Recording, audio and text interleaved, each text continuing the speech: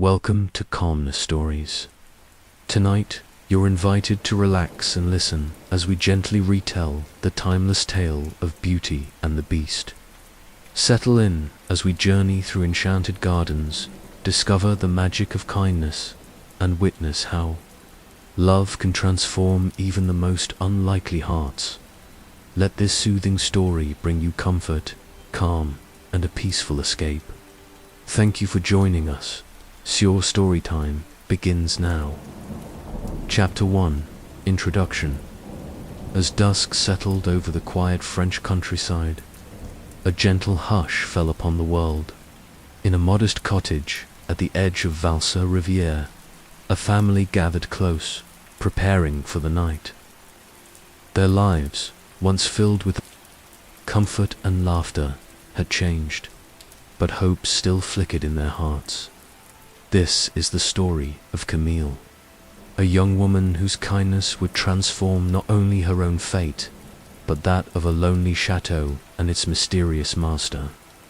It is a tale of courage, compassion, and the power of love to heal even the deepest wounds. Let us begin, then, with a moment of calm before the journey unfolds.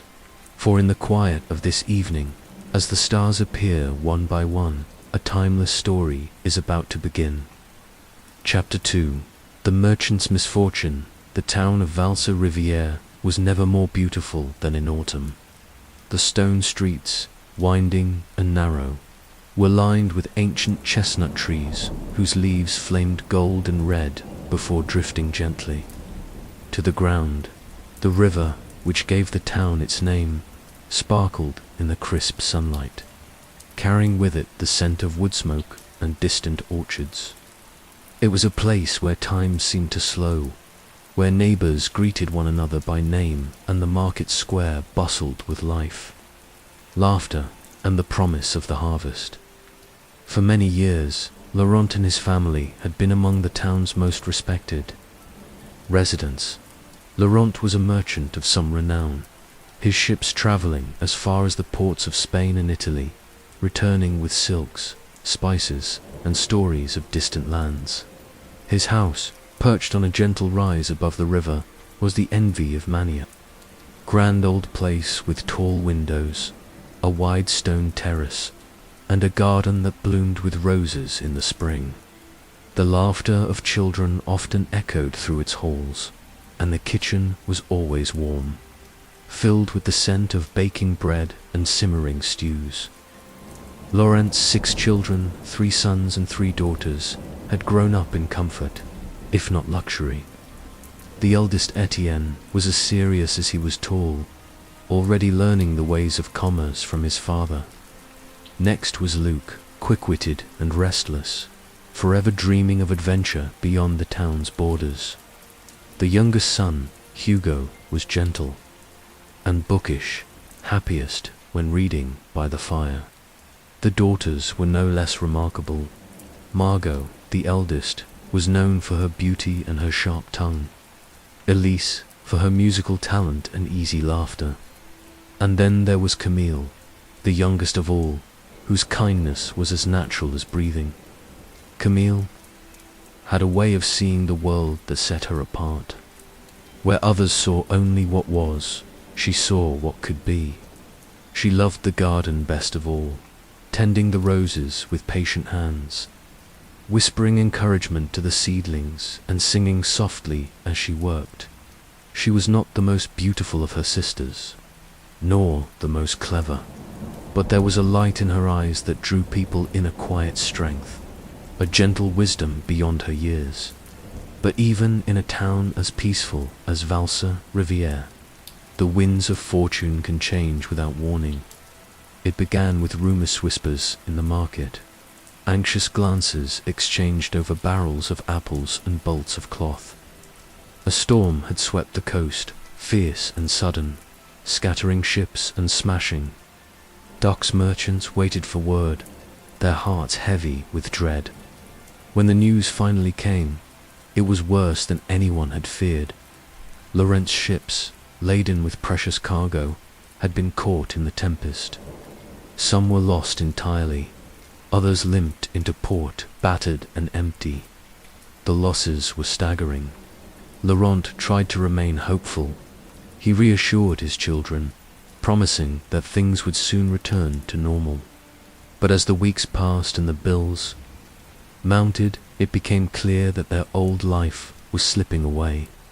Debts were called in, one after another. The house, with its grand rooms and sweeping views, was sold to pay the creditors. The fine furniture, the silver candlesticks, the paintings collected over a lifetime all were packed away, carted off to auction.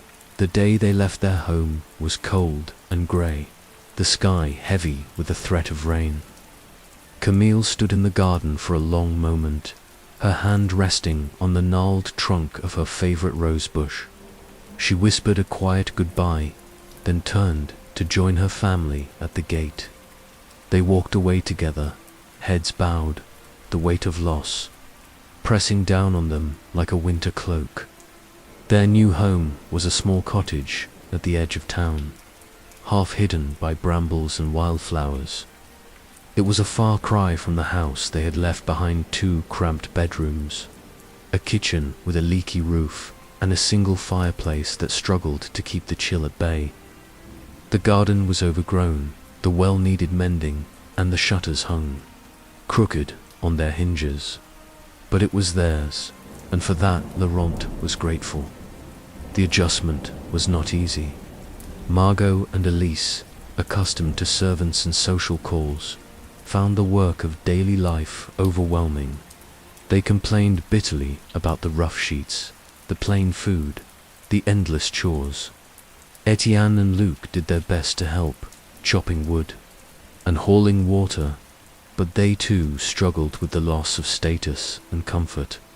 Hugo retreated into his books, seeking solace in stories of happier times. Only Camille seemed to thrive in the news. She rose early each morning, her breath misting in the cold air, and set about making the cottage a home. She swept the floors, patched the roof with her father, and coaxed the old stove back to life. She cleared the tangled garden, planting herbs and late-blooming flowers, and repaired the fence with scraps of wood she found in the shed. She sang as she worked, her voice carrying through the open windows, lifting the spirits of those who heard it.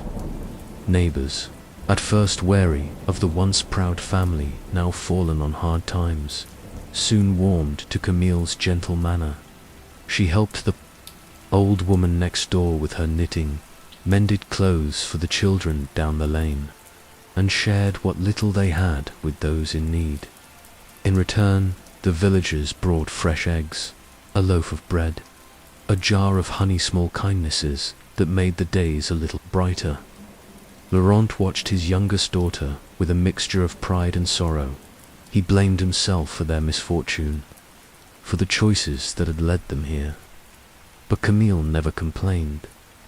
She reminded him, gently but firmly, that happiness was not measured by wealth or comfort, but by the love they shared and the kindness they offered to others. As the weeks turned to months, the family settled into a new rhythm. The cottage, once cold and unwelcoming, grew warm with laughter and the scent of baking bread. The garden, under Camille's care, began to bloom again. The roses, stubborn and resilient, pushed through the earth, their petals bright against the fading grass. One evening, as the first frost dusted the fields, Laurent called his children together by the fire. The flames danced in the hearth, casting flickering shadows on the walls. He looked at each of them in turn, his eyes tired but full of love. "My dear ones," he began, his voice trembling, "I know this has been a difficult time. I am sorry for the hardships you have endured, for the comforts you have lost. But I am grateful for your courage, your patience, and your love. We may not have riches, but we have each other, and that, I believe, is enough." Margot and Elise exchanged glances, their expressions softening. Etienne nodded solemnly, while Luc managed a small smile. Hugo closed his book and looked up, his eyes shining in the firelight. Camille, sitting closest to her father, reached out and took his hand. "We will be all right, Papa," she said quietly. "As long as we are together, we will find a way." Laurent squeezed her hand, drawing strength from her words. That night, as the wind rattled the shutters and the fire burned low, Camille lay awake in her narrow bed, listening to the quiet sounds of the cottage. She thought of the life they had left behind the grand rooms, the laughter of friends, the scent of roses in the spring. She missed it, of course, but she also knew that there was beauty to be found in this new life, if only one looked for it. She closed her eyes and imagined the garden in summer, the roses blooming in wild profusion, the air sweet with their scent. She imagined her family gathered around the table, sharing stories and laughter, their hearts light and unburdened. She imagined a future where kindness and hope could grow, even in the poorest of soil. And as she drifted into sleep, Camille made a silent promise to herself, to her family, and to the world around her. She would meet each day with courage and grace. She would find joy in small things. And she would never, ever let her heart grow hard or bitter, no matter what trials lay ahead. The days that followed were not without difficulty. There were times when the cupboards were nearly bare, when the cold seeped through the walls and the wind howled outside. There were moments of frustration and sorrow, of longing for what had been lost, but there were also moments of laughter, of unexpected kindness, of quiet contentment. Camille became the heart of the household, her gentle spirit a balm to those around her. She found ways to make the most of what they had, turning scraps of cloth into quilts, wild herbs into healing teas, and simple meals into feasts. She listened to her siblings' worries, comforted her father in his grief, and reminded them all that hope was never truly lost. As winter settled over the town, the cottage became a place of warmth and welcome. Neighbors stopped by with news and gifts, drawn by the light that seemed to shine from within. Camille's kindness, like the roses she tended, took root and spread, touching the lives of all who knew her. And so, in the midst of hardship, the family found a new kind of wealth, one measured not in gold or possessions, but in love, resilience, and the quiet strength of a young woman who refused to let misfortune define her. Winter deepened, and with it came new challenges. The days grew short, the nights long and cold. Frost crept along the window panes in delicate patterns, and the wind seemed to find every crack and crevice in the old cottage. Firewood had to be rationed, and the family learned to huddle close together in the evenings, sharing warmth and stories as the flames flickered low. Camille, ever resourceful, found ways to brighten even the darkest days. She taught her sisters how to mend their worn dresses, turning faded fabrics into patchwork skirts that were both sturdy and cheerful. She showed her brothers how to trap rabbits and gather wild mushrooms, careful to avoid those she knew to be poisonous. When the pantry ran low, she baked loaves of dense, hearty bread, filling the cottage with the comforting aroma of yeast and grain. On Sundays, after the family returned from church, Camille would lead her siblings in song. Their voices, though not always in perfect harmony, blended together in a way that filled the small cottage with joy. Even Margot, who often complained about their reduced circumstances, found herself smiling as the music chased away her worries. If only for a little while, Laurent watched his children with a mixture of gratitude and regret. He often sat by the window, gazing out at the snow-covered fields, his thoughts heavy. He worried about the future, about how he would provide for his family, about whether he would ever regain what he had lost. But when he saw Camille moving through the house, her eyes bright and her laughter easy, he felt a flicker of hope. If she could find happiness here, perhaps the rest of them could as well. The villagers, once distant, soon came to rely on the family's kindness. Camille's reputation for helpfulness spread quickly. She was called upon to tend to sick children, to help with difficult births, to comfort those in mourning. She never refused a request, no matter how tired she was. In return, the villagers brought gifts: fresh eggs, a sack of potatoes, a warm scarf knitted by grateful hands. One evening, as the first hints of spring began to touch the air, returned from the town with a letter in his hand. The children gathered around as he broke the seal, his hands trembling slightly. The letter was from an old friend, a merchant in the city, who wrote of a possible opportunity, a shipment that might have survived the storm, a chance to reclaim a small part of what had been lost. Hope flared in the family's hearts. For the first time in many months, they allowed themselves to dream of better days. Margot and Elise spoke excitedly of new dresses and dances in the town square. Etienne and Luc discussed plans for the future, while Hugo imagined filling the shelves with new books. Only Camille remained quiet, her thoughts turning not to riches or comfort, but to the simple pleasures she had come to cherish: the garden, the laughter of her family, the peace she found in her daily work. That night, as the family sat together by the fire, Laurent looked at each of his children in turn. "No matter what happens," he said softly, "we have each other. That is our true fortune." Camille smiled, her heart full. She knew that whatever the future held, she would face it with courage, kindness, and hope. And so, as the first crocuses pushed through the thawing earth and the days grew longer, the family prepared for whatever might come. They had lost much, but they had gained something far more precious: a sense of unity, of resilience, and of love that no misfortune could ever take away. Chapter 3.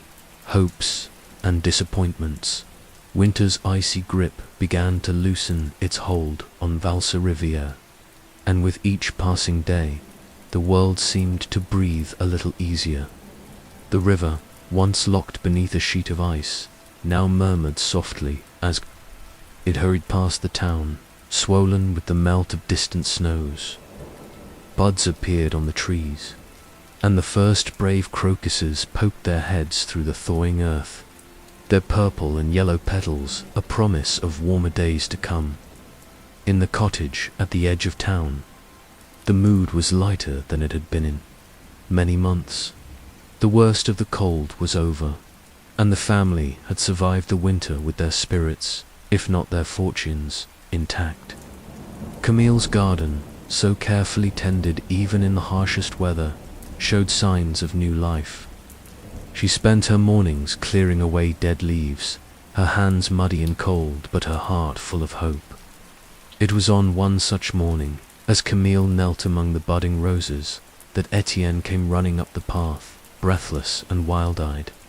"Papa, Papa," he called, waving a crumpled letter above his head. "There's news from the city." Laurent, who had been mending a fence nearby, hurried to meet his son. The rest of the family gathered quickly, drawn by the excitement in Etienne's voice. Margot and Elise abandoned their chores. Luc and Hugo emerged from the woodshed, and Camille wiped her hands on her apron. Her curiosity piqued. Laurent took the letter, his hands trembling slightly as he broke the seal. The message was brief, but its meaning was clear. One of his lost ships, the Belle Étoile, had been spotted in the harbor at Le Havre. The ship had survived the storm, battered but intact, and there was a chance, just a chance, that some of its cargo might be recovered. For a moment, no one spoke. The news seemed almost too good to be true. Then, all at once, the family erupted into cheers and laughter, embracing one another as if they had already been delivered from their troubles. Even Margot, who had grown cynical in the face of hardship, allowed herself a rare smile. Laurent's eyes shone with hope, though he tried to temper his excitement. "It is only a chance," he cautioned, "but perhaps fortune has not abandoned us after all." The days that followed were filled with a restless, nervous energy. Laurent prepared for his journey to Le Havre, making a careful list of debts to be paid and items to be reclaimed. The children, swept up in dreams of restored prosperity, began to imagine all the things they might wish for if their fortunes were reversed. Margot was the first to speak of gifts. "Papa, if the ship has brought back silks from Venice, might I have a length of blue satin for a new dress? I have nothing fine to wear, and the festival is only weeks away." Elise, not to be outdone, chimed in, "And perhaps a set of silver hair combs, if there are any among the cargo. My old ones are so plain, and I would dearly love something beautiful." Luc, ever the adventurer, asked for a new pair of riding boots, the kind with brass buckles, like the officers, where Etienne requested a ledger bound in fine leather, while Hugo, shyly, wondered if there might be a book or two among the goods, something with stories of far-off lands. Laurent listened to each request with a patient smile, making mental notes as he packed his bag. At last, he turned to Camille, who had been silent throughout the conversation. "And you, my dear, is there anything your father can bring you from the city?" Camille thought for a moment, her gaze drifting to the garden outside the window. The roses were just beginning to bud, their promise of beauty still hidden beneath thorns and leaves. She smiled softly. "Only a rose, Papa," she said. "A single rose. If you find one on your way home, that will be enough for me." Laurent's heart ached at the simplicity of her request. He kissed her forehead and promised, "If there is a rose to be found, it shall be yours." The morning of Laurent's departure dawned clear and cold. The family gathered to see him off, each child pressing a list or a whispered hope into his hands. Camille hugged her father tightly, her arms around his waist, and wished him safe travels. "Remember, Papa," she said, "it is enough just to have you come home to us." Laurent smiled, his eyes misty with emotion. "I will return as soon as I am able, my darling. Take care of your brothers and sisters while I am gone." With that, he set out on the long road to Le Havre, his heart buoyed by hope and the love of his family. The journey to the city was not an easy one. The roads were muddy from the spring thaw, and the rivers ran high and fast. Laurent travelled on foot for much of the way, stopping at inns and farmhouses when he could, always pressing onward with the thought of his children waiting for him. At home, Le Havre was a bustling port, alive with the cries of sailors and the clatter of wagons. The air was thick with the scent of salt and fish, and the docks teemed with activity as ships from every corner of the world unloaded their cargoes. Laurent hurried to the harbour, his heart pounding with anticipation. He found the Belle Étoile moored at the far end of the quay, her sails tattered and her hull scarred by the storm. The captain greeted him with a weary smile, and together they inspected what remained of the cargo. There were silks, yes, but many were waterlogged and ruined. The spices had been spoiled by seawater, the fine wines turned to vinegar. Of the treasures, Laurent had hoped to reclaim. Only a fraction remained. Worse still, the creditors had already descended upon the ship, claiming what little value was left. Laurent pleaded with them, offering what money he could, but it was not enough. The law was clear, and the debts were many. In the end, he was allowed to take only a few small items: a bolt of faded cloth, a chipped porcelain cup, a handful of coins. Laurent's heart sank as he realized how little he would have to bring home to his children. He thought of their eager faces, their whispered wishes, and felt the weight of disappointment settle upon his shoulders as he prepared to leave the city. Laurent remembered Camille's request. He searched the market for a rose, but it was still early in the season and the flowers were rare. At last, in a small shop near the edge of town, he found a single rose in a glass vase, its petals deep red and velvety. He purchased the rose with the last of his coins, cradling it carefully as he began the long journey home. The road back to Val-sur-Rivière was even more difficult than the journey out. Laurent's feet ached, his pack was heavy, and the weather turned cold and wet. He slept in barns and under hedges, always pressing onward, driven by the thought of his family waiting for him at last. After many days and nights, he reached the cottage at the edge of town. The children rushed to greet him, their faces alight with hope and excitement. "Papa, Papa, what did you bring us?" they cried, crowding around him as he stepped through the door. Laurent set down his pack and looked at each of his children. In turn, he handed Margot the bolt of cloth, Elise the porcelain cup, Luc a pair of sturdy gloves, Etienne a new quill, and Hugo a small book of poems. Each gift was met with a mixture of gratitude and disappointment, for the children had dreamed of far grander things. At last, Laurent turned to Camille. He held out the rose, its petals still fresh and bright despite the long journey. "For you, my dear," he said softly. "A single rose, as you asked." Camille took the flower in her hands, her eyes shining with gratitude. "Thank you, Papa," she whispered. "It is the most beautiful gift I have ever received." The family gathered around the fire that evening, sharing a simple meal and listening as Laurent recounted his journey. He told them of the storm-battered ship, the ruined cargo, the relentless creditors. He spoke honestly of his disappointment, his fear that he had failed them. But Camille, holding her rose close, reminded him that his safe return was the greatest, the gift of all. "We have each other," she said quietly, "and that is enough." The others, chastened by her words, nodded in agreement.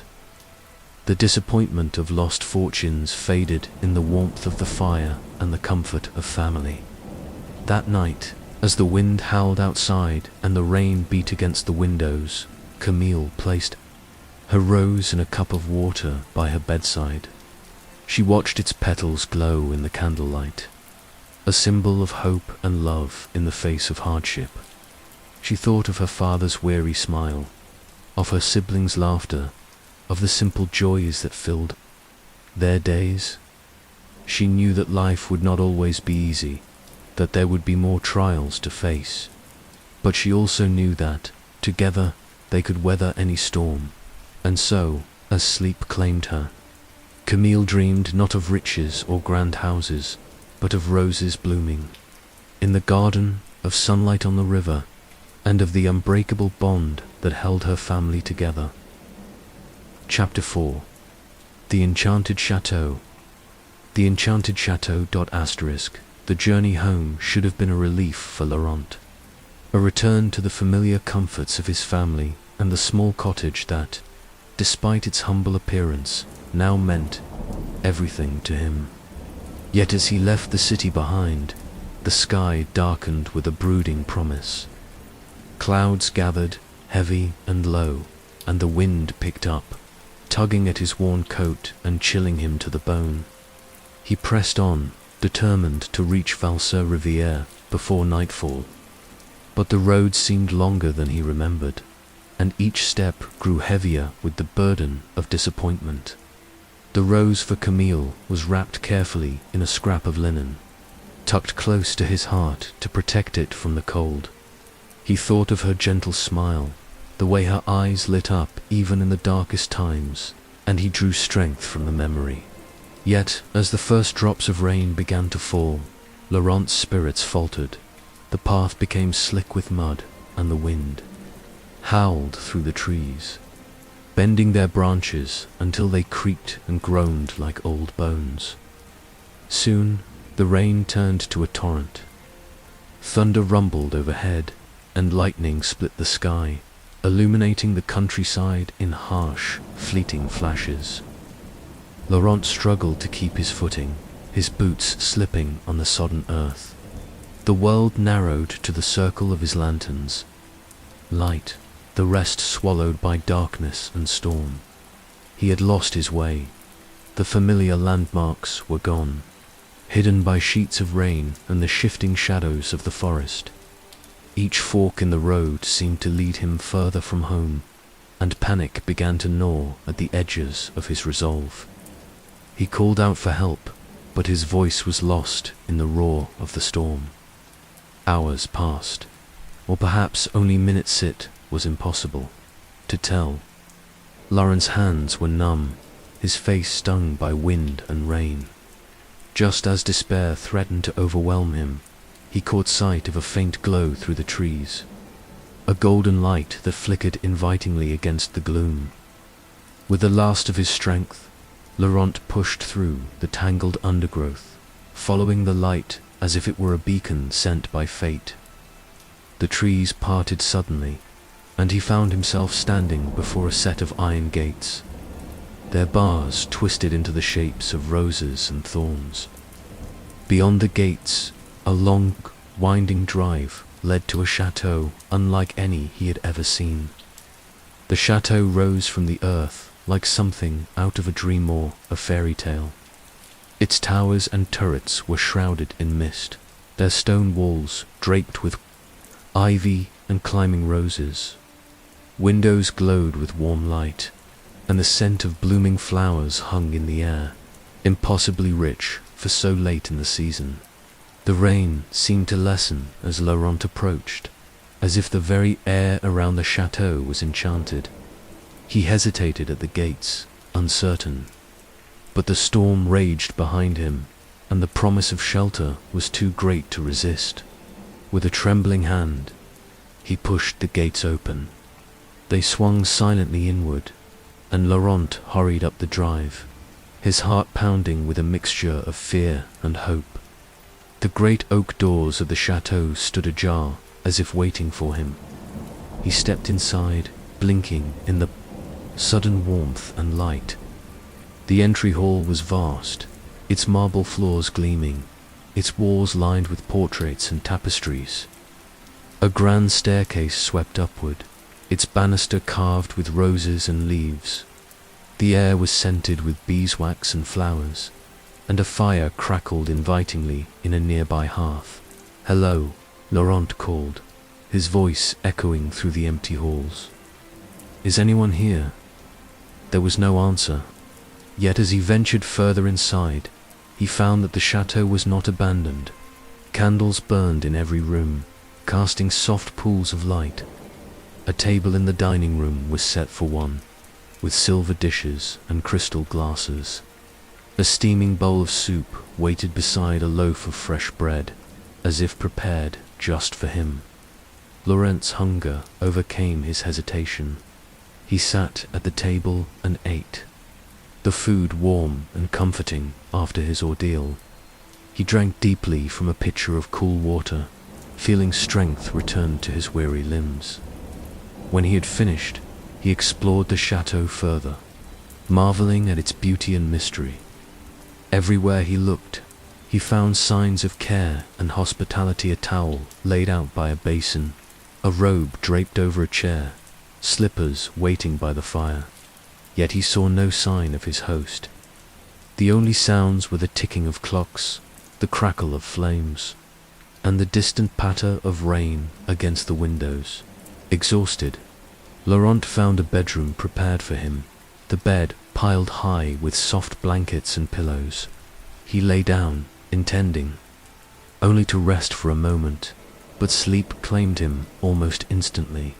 He dreamed of roses and candlelight, of laughter echoing through empty halls. When he awoke, the storm had passed. Sunlight streamed through the windows, illuminating the room in golden hues. Laurent dressed and made his way downstairs, eager to thank his mysterious benefactor before continuing his journey. He wandered through the chateau, calling out greetings, but again there was no reply.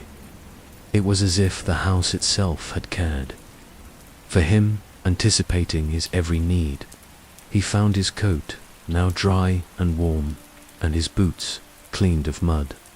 Even the rose for Camille, still wrapped in linen, had been placed carefully on a side table, its petals as fresh as the day it was picked.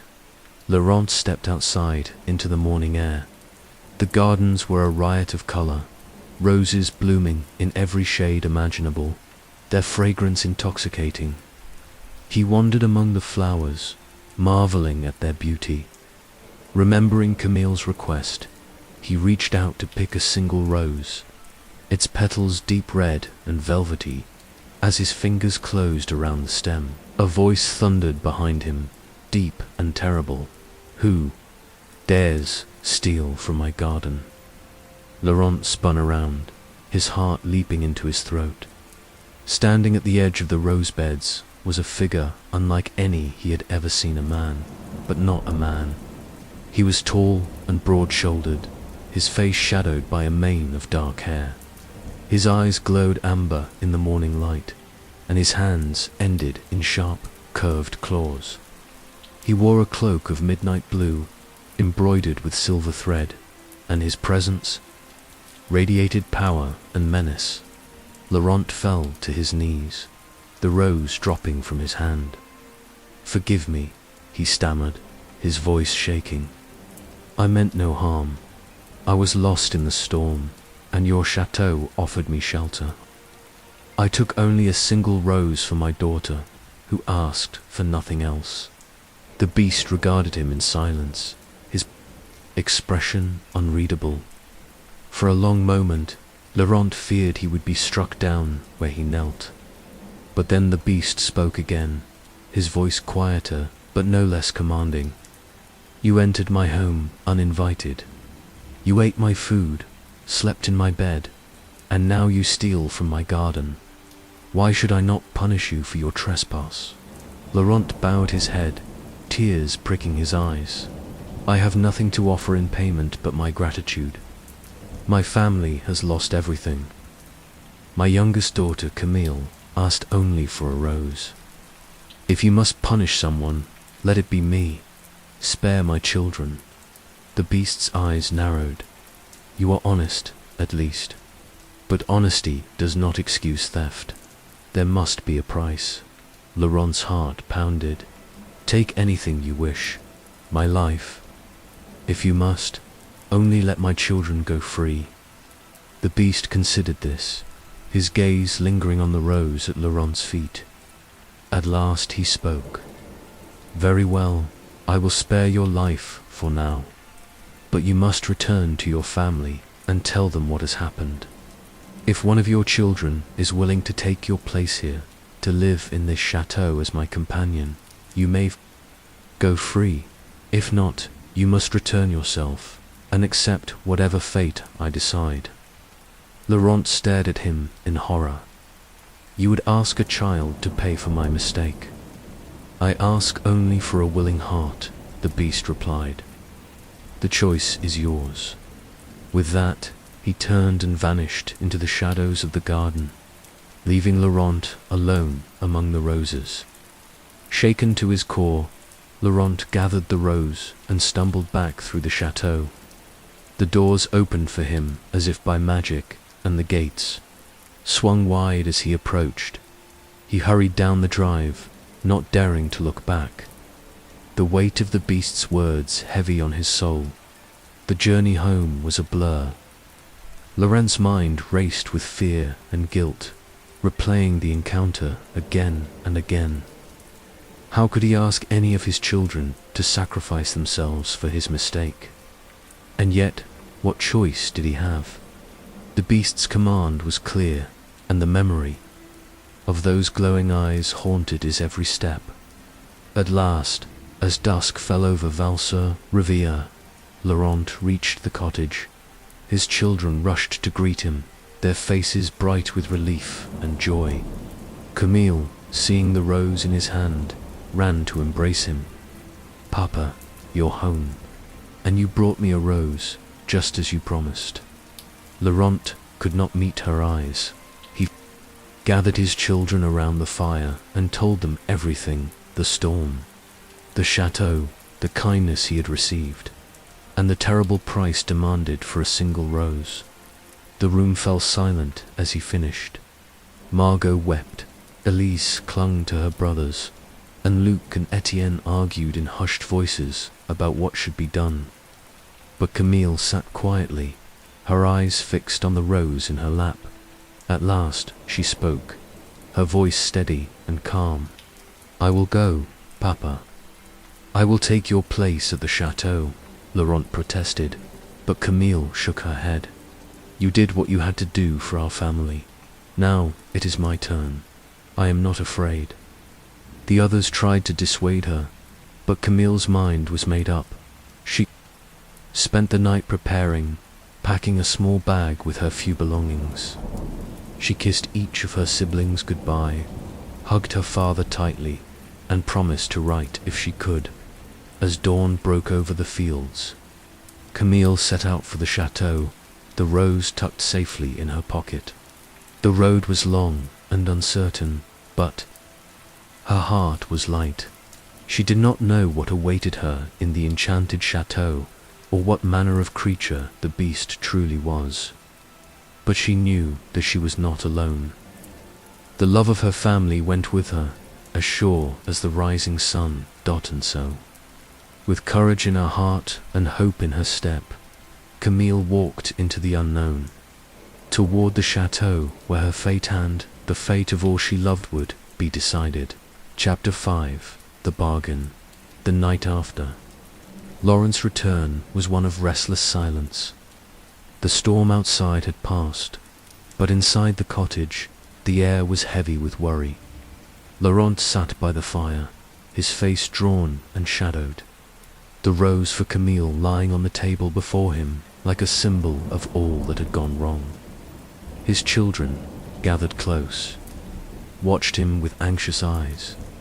He had told them everything of the enchanted chateau, the mysterious host, the feast and the bed prepared for him, and finally, the terrible moment in the garden when he had plucked.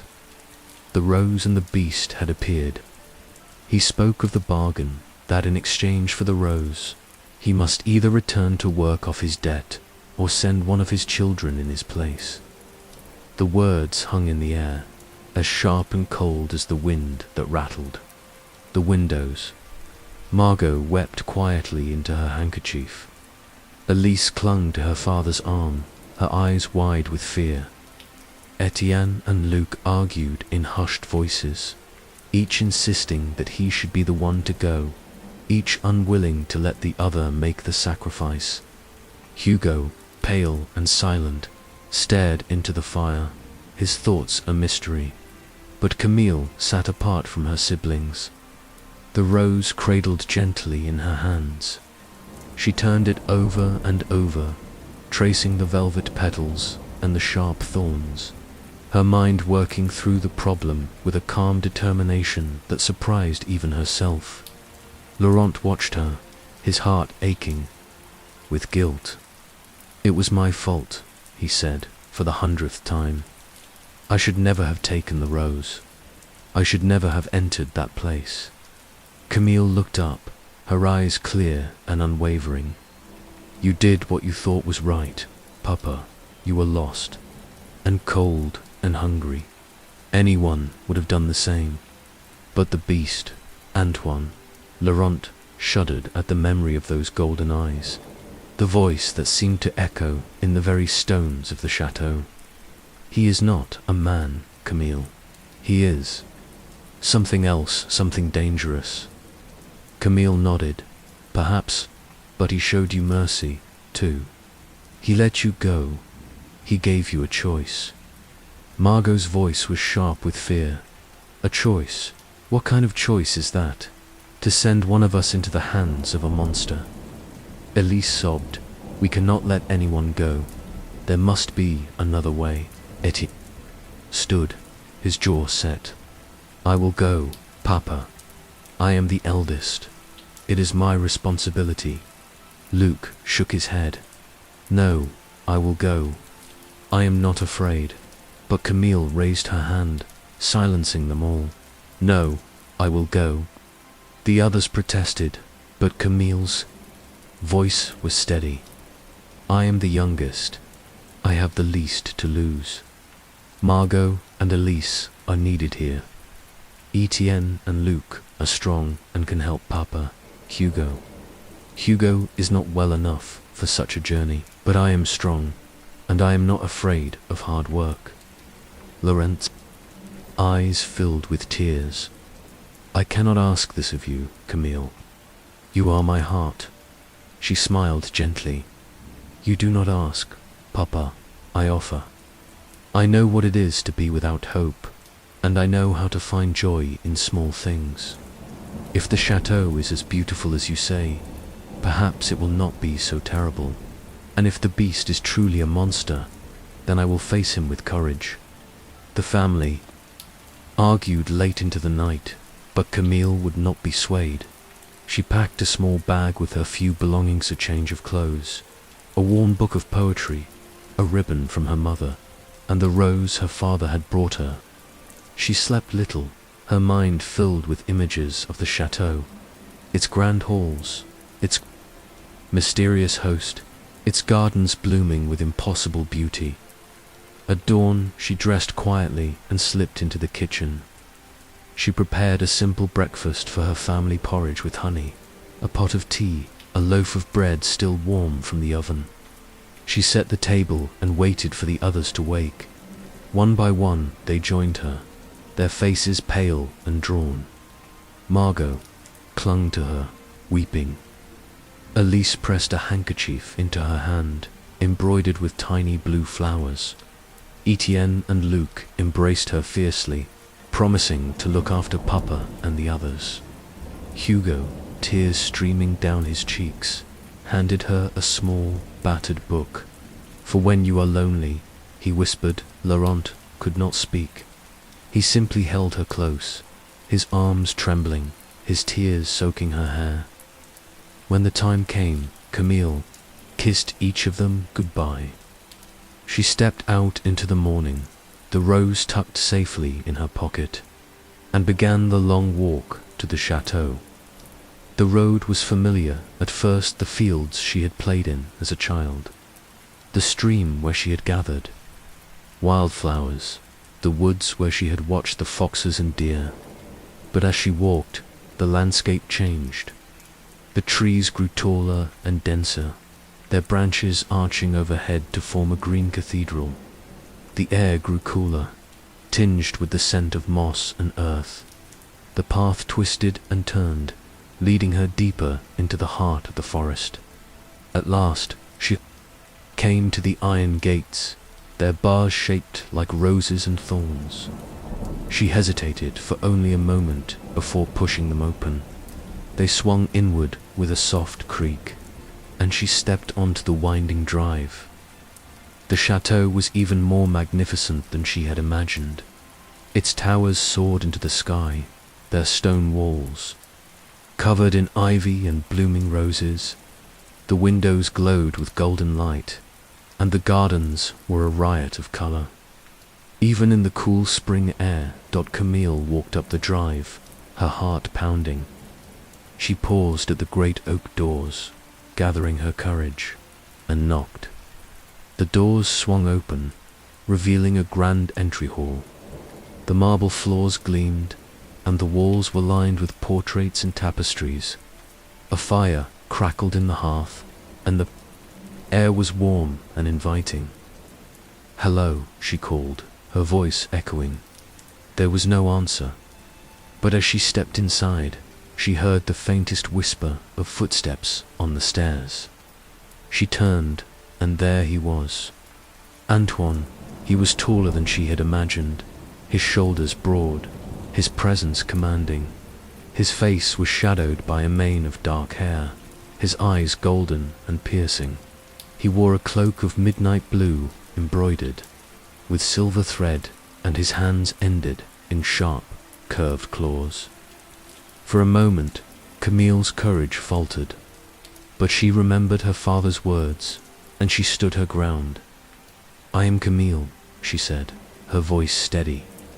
"I have come to take my father's place."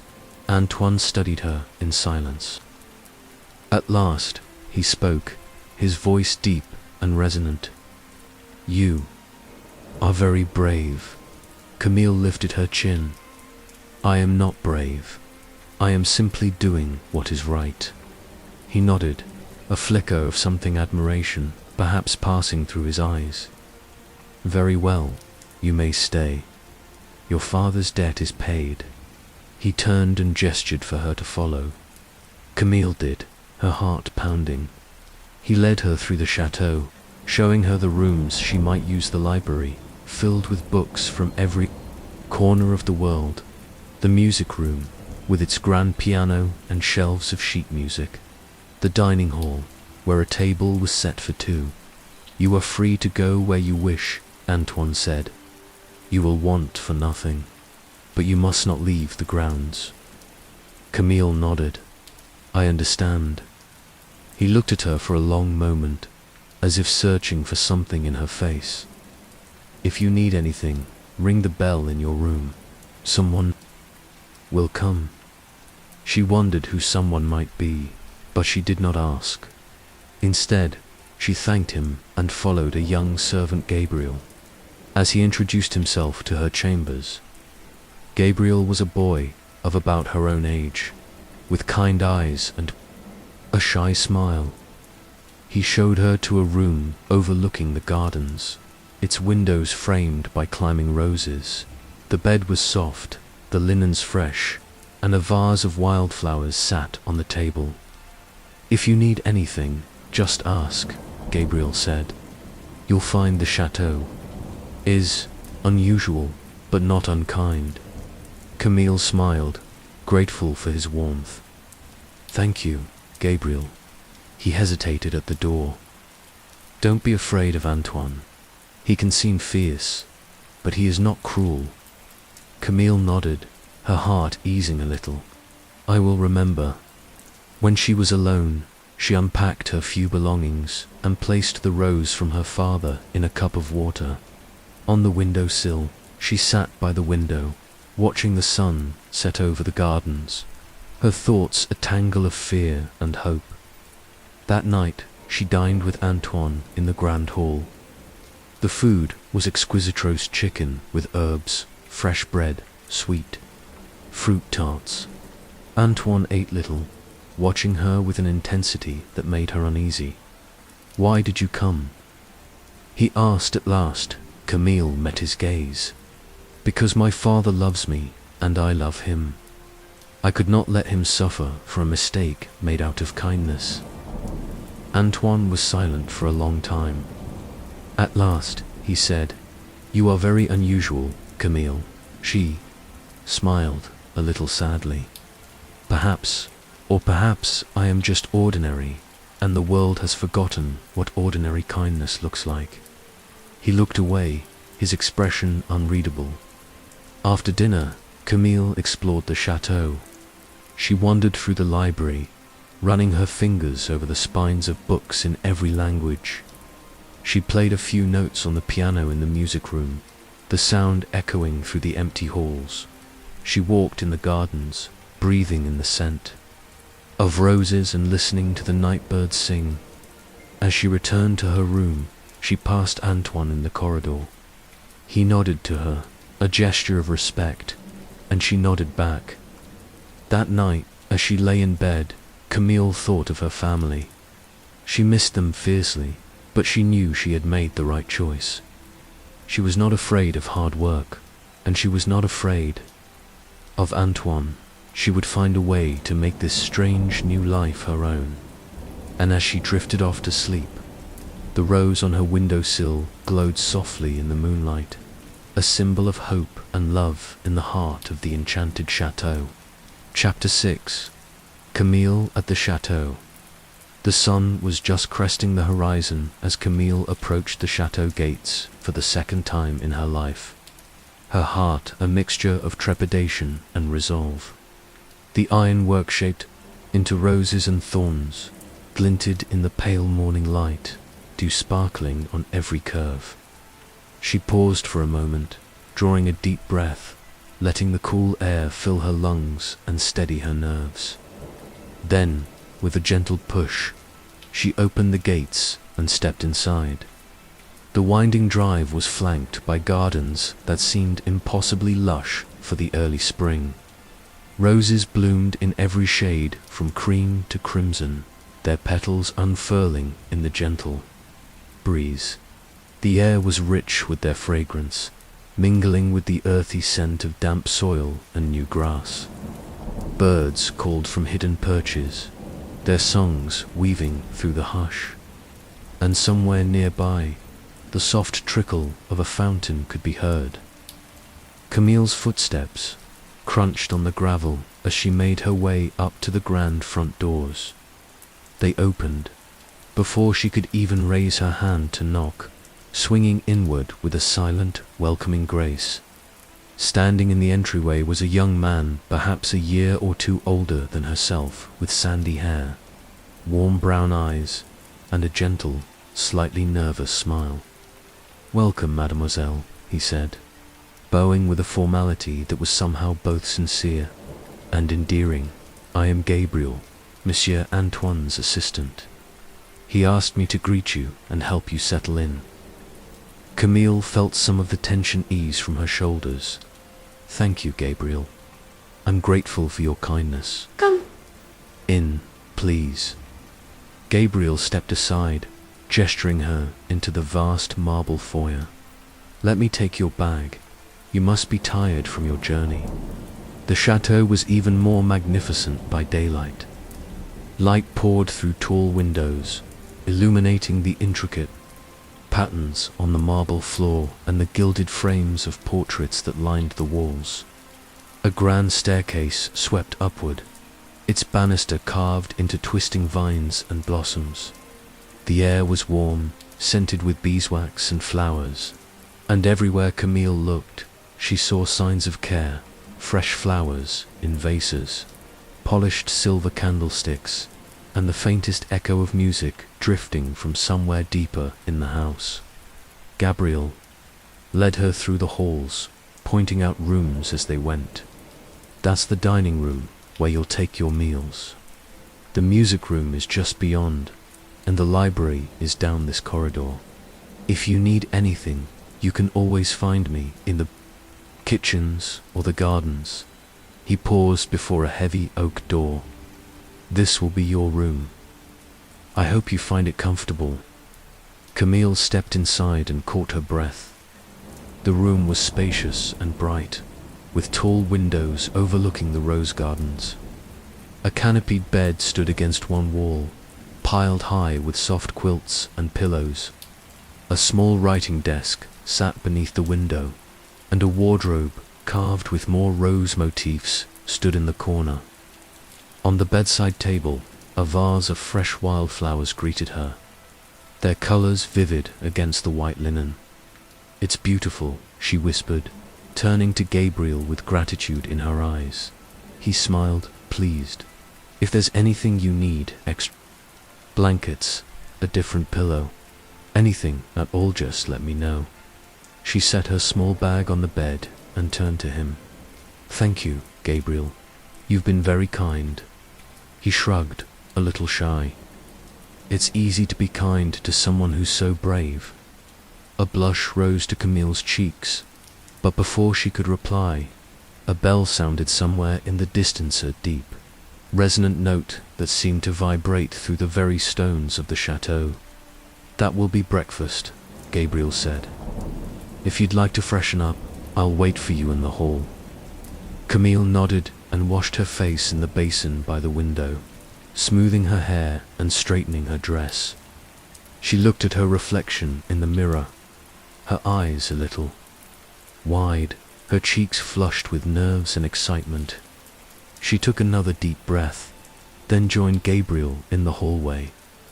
They made their way to the dining room, where a long table was set for two. Antoine was already there, seated at the head of the table. He looked up as they entered, his golden eyes unreadable, his expression guarded. "Good morning, Camille," he said, his voice deep and measured. "Good morning, Monsieur Antoine." She replied, her tone polite but steady. "Please, sit. Gabriel, will you join us?" Gabriel hesitated, glancing at Camille. "If you wish, monsieur." Antoine nodded, and Gabriel took the seat beside Camille. Breakfast was a simple but elegant affair. Fresh bread with butter and honey, soft boiled eggs, and a pot of fragrant tea. Camille ate quietly, acutely aware of Antoine's gaze. But Gabriel's gentle conversation helped to ease her nerves. After the meal, Antoine addressed her directly. "You are here to repay your father's debt. I will not keep you as a prisoner, but I do expect you to contribute to the running of the household. Gabriel will show you your duties." Camille nodded. "I understand. You may go where you wish in the chateau and gardens, except for the west wing. That part of the house is private."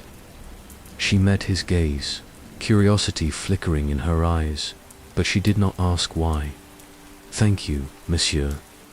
Antoine stood, his chair scraping softly against the floor.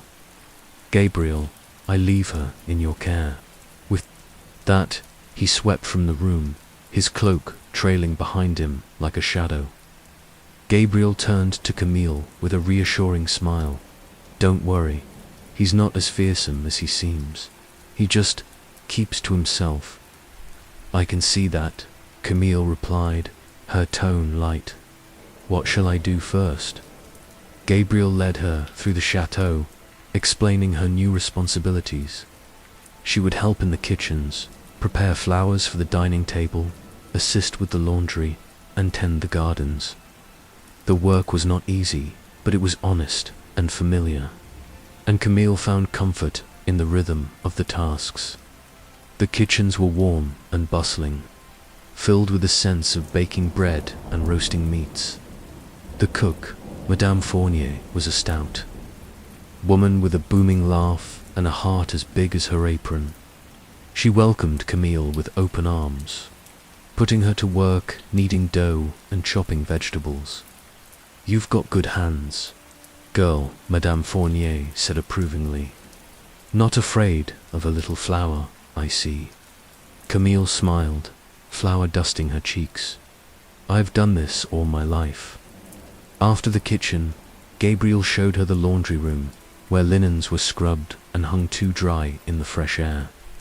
Camille worked alongside the other staff, her hands red and raw but her spirits high. She listened to their stories, laughed at their jokes, and soon found herself accepted as one of their own. The gardens were her favorite place. Each afternoon, after her chores were done, Camille wandered among the roses, pruning and watering, coaxing new blooms from the tangled vines. She spoke to the plants as she worked, her voice soft and soothing. "You're not so different from me," she whispered to a shy white rose, its petals just beginning to unfurl. "You just need a little care, a little patience." Gabriel often joined her in the gardens, showing her the best places to find wild herbs and the hidden corners where the rarest flowers grew. They talked of their families, their hopes and dreams. and Camille found herself looking forward to these quiet moments of companionship. One evening, as the sun set behind the chateau, Gabriel asked, "Do you miss your home?" Camille nodded, her eyes distant. "Every day, but I'm grateful to be here. It's different, but not unkind." He smiled. "I felt the same when I first came. The chateau can be lonely, but it's also full of beauty if you know where to look." As the days passed, Camille settled into her new life. She rose early, worked hard, and found joy in small things. The taste of fresh bread, the scent of roses, the laughter of the kitchen staff. She wrote letters to her family, though she did not know if they would ever reach them, and kept the rose from her father on her bedside table, a reminder of home. Antoine remained a distant presence, appearing only at meals or in the corridors.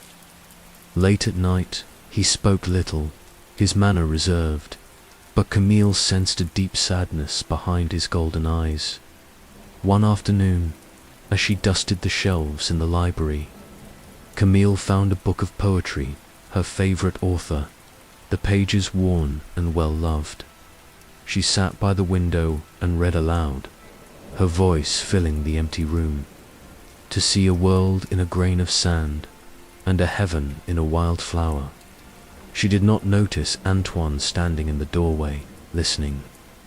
When she finished, he spoke softly, "Blake, I have always loved that poem."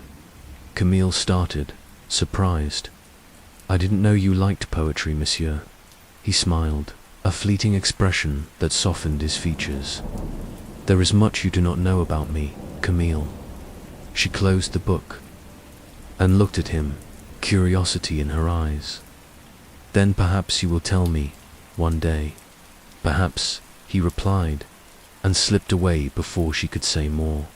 That evening, at dinner, Antoine was quieter than usual. Camille wondered what secrets he kept, what sorrows weighed on his heart. She resolved to be patient, to offer kindness where she could, and to learn the truth in her own time. The weeks passed, and Camille grew stronger, her spirit unbroken by hard work or loneliness. She found beauty in the chateau's quiet corners, solace in its gardens, and friendship in Gabriel's gentle company. She learned the rhythms of the household, the quirks of the staff, and the hidden joys of her new life. One night, as she lay in bed, the moonlight streaming through her window, Camille whispered a prayer of gratitude for the kindness she had found, for the strength she had discovered within herself, and for the hope that still bloomed, like a rose, in the heart of the Enchanted Chateau. Chapter 7.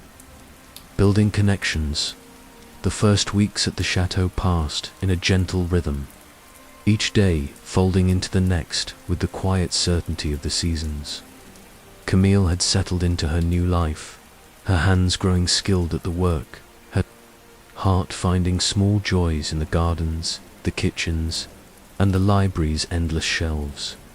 Yet, for all the comfort and beauty that surrounded her, a sense of curiosity and, at times, unease lingered whenever she thought of Antoine. He was a presence both constant and elusive. Camille would catch glimpses of him in the corridors, his broad shoulders and midnight cloak vanishing around corners, or hear the soft echo of his footsteps in the marble halls.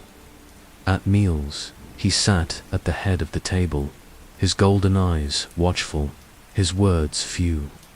The staff spoke of him with respect, even affection, but always with a hint of caution, as if he were not entirely of their world. At first, Camille felt the weight of his gaze, the strangeness of his appearance, man shaped by sorrow and something more mysterious still.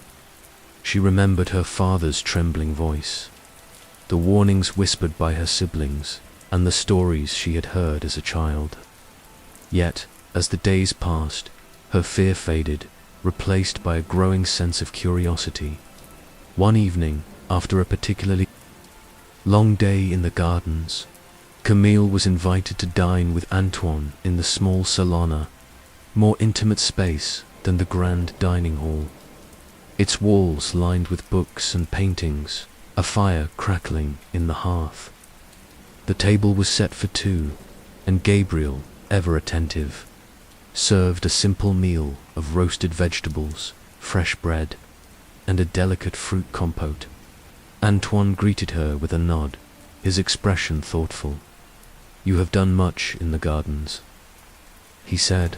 "They have not looked so well in years." Camille smiled, pleased by the compliment. It is easy to care for something so beautiful. The roses respond to kindness and patience, just like people. He looked at her, something softening in his eyes. "Not everyone believes that." "Perhaps not," Camille replied, "but I have always found it to be true." They ate in companionable silence for a while, the only sounds the clink of silverware and the crackle of the fire.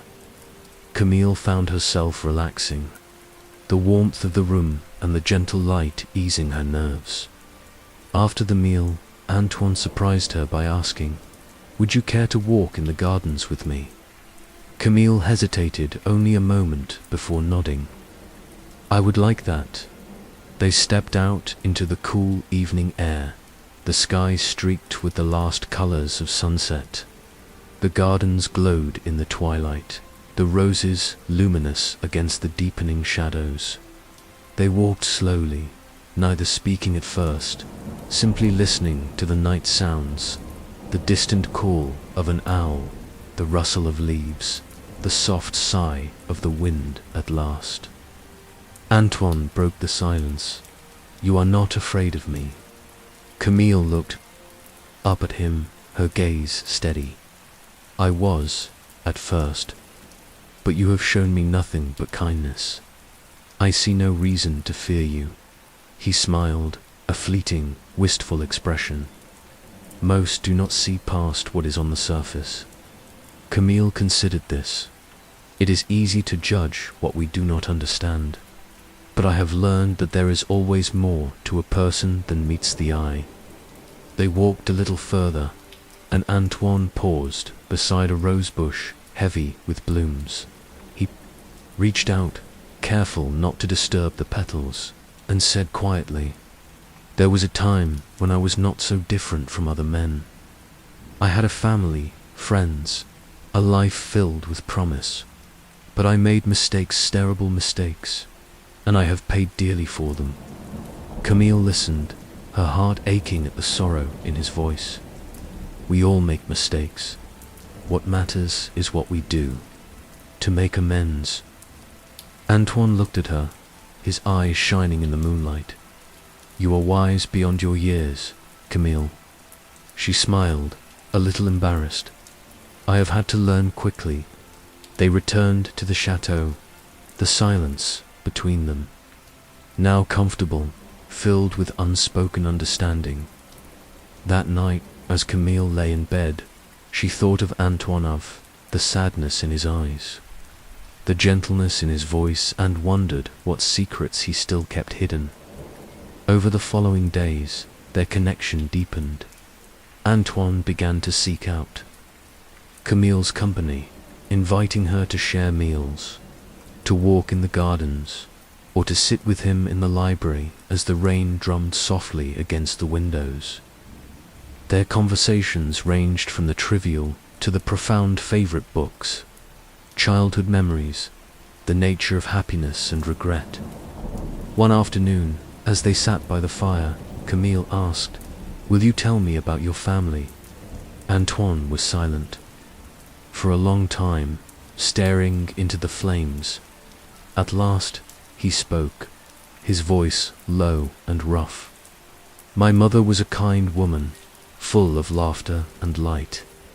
She loved this chateau, loved the gardens, the music, the life we built here. My father died when I was young, and she raised me alone.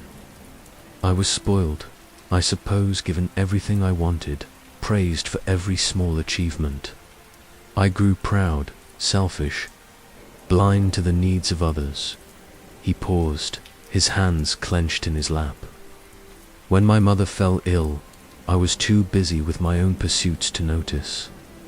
I left her in the care of servants, believing she would recover without me. By the time I realized my mistake, it was too late. She died alone, and I was left with nothing but regret. Camille reached out, her hand resting gently on his. "I am sorry, Antoine. That must have been very hard." He nodded, unable to meet her eyes. "After her death, I withdrew from the world. I shut myself away in this chateau, turning away anyone who tried to help. I became bitter, angry, convinced that I deserved my loneliness. It was then that the curse was laid upon me." Camille's breath caught. "The curse?" Antoine nodded, his expression bleak. "A woman came to the chateau one night, a stranger, seeking shelter from a storm. I turned her away, refusing even a cup of water. She revealed herself to be more than she seemed, a sorceress, perhaps, or an angel in disguise. She cursed me, transforming me into this creature, and decreed that I would remain so until I learned the true meaning of kindness and love."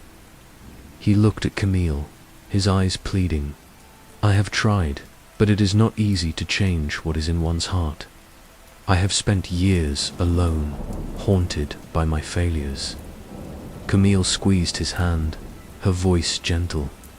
"You are not alone now, Antoine, and you are not the man you once were.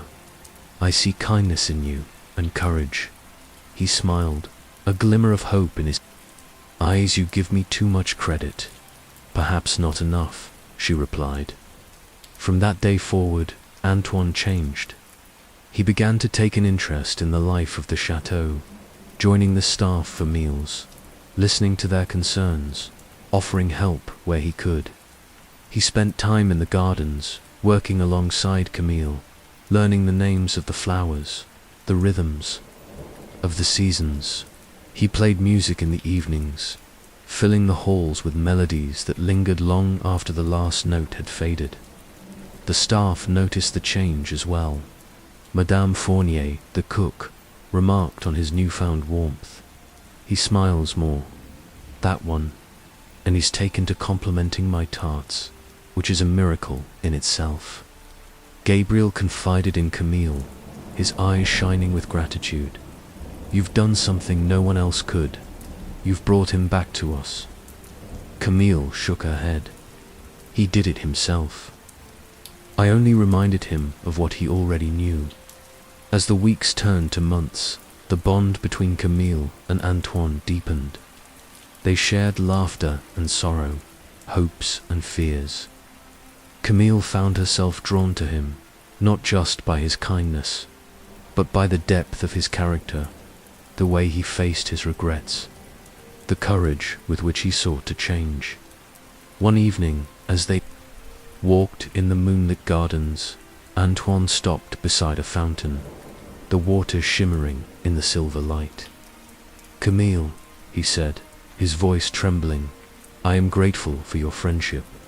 You have given me hope when I thought all was lost." She smiled, her heart full. "You have given me hope as well, Antoine. I came here afraid, unsure of what I would find, but I have found a friend and a home." He looked at her, his eyes shining. "You are remarkable, Camille." She laughed, the sound ringing like music in the night. "I am only myself." They stood together in the moonlight, the roses blooming around them, and for the first time in many years, Antoine felt at peace. As the seasons changed, so too did the chateau.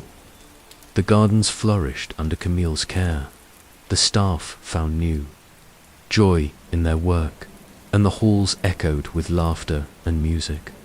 Antoine became a true master of his home, not through fear or isolation, but through kindness and understanding, and at the heart of it all was Camille, whose compassion and curiosity had transformed not only the chateau, but the man who called it home. Chapter 8. The Curse Revealed.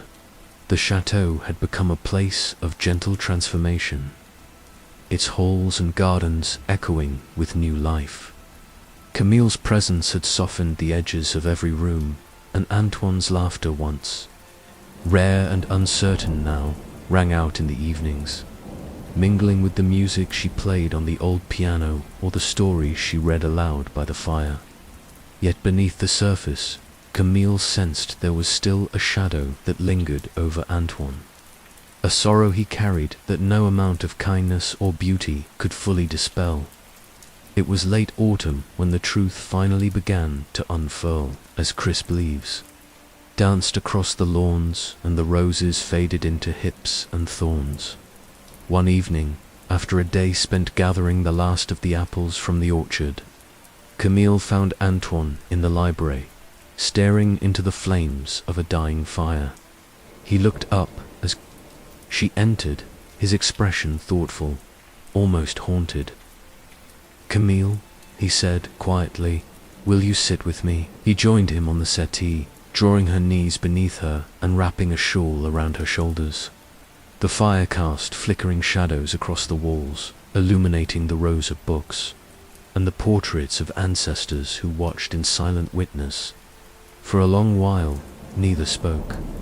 Camille waited, sensing that Antoine was gathering the courage to share something deeply personal. At last, he broke the silence. "There are things you do not know about me," he began, his voice low and rough. "Things I have not told anyone. In many years." Camille nodded, her eyes gentle. "You may tell me, if you wish, or not, if it is too painful." He managed a small, grateful smile. "You are very kind, but I think it is time you knew the truth. You deserve that much. After all you have given to this house and to me." He stared into the fire, the flames reflected in his golden eyes. "I was not always as you see me now. Once I was simply Antoine, the son of a wealthy merchant. My mother was the heart of this chateau, a woman of great beauty and greater kindness. She taught me to love music, to tend the gardens, to value wisdom and compassion.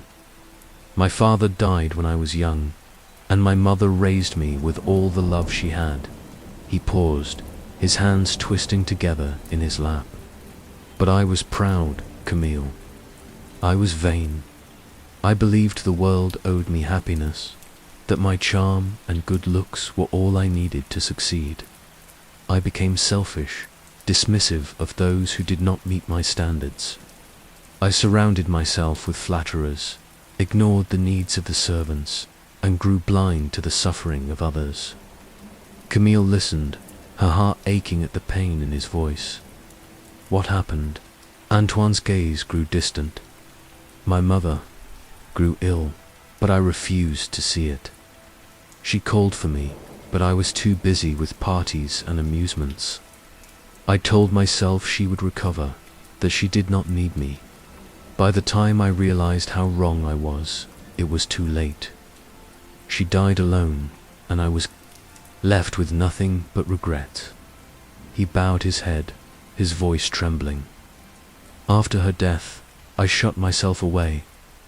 I dismissed the staff, closed the gates, and let the chateau fall into silence. I blamed everyone but myself. I grew bitter, angry, convinced that I was the victim of some great injustice." He took a shuddering breath. "Then, one winter night, a woman came to the chateau. She was old and ragged, her clothes torn by the wind, her face lined with hardship. She asked for shelter, for nothing more than a meal and a warm bed. I turned her away, disgusted by her appearance, certain she was beneath me." Antoine's eyes met Camille's, shining with shame. She revealed herself to be a sorceress. She saw into my heart all the vanity, the selfishness, the cruelty I had tried to hide. She cursed me, transforming me into this beast. She told me that I would remain so until I learned the true meaning of kindness, humility, and love. Until someone could see past my appearance and care for the person I truly was. He fell silent, the weight of his confession filling the room.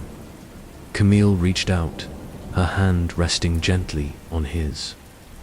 "I am so sorry, Antoine. That must have been a terrible burden to bear." He nodded, his voice barely more than a whisper. "It was. At first, I raged against it.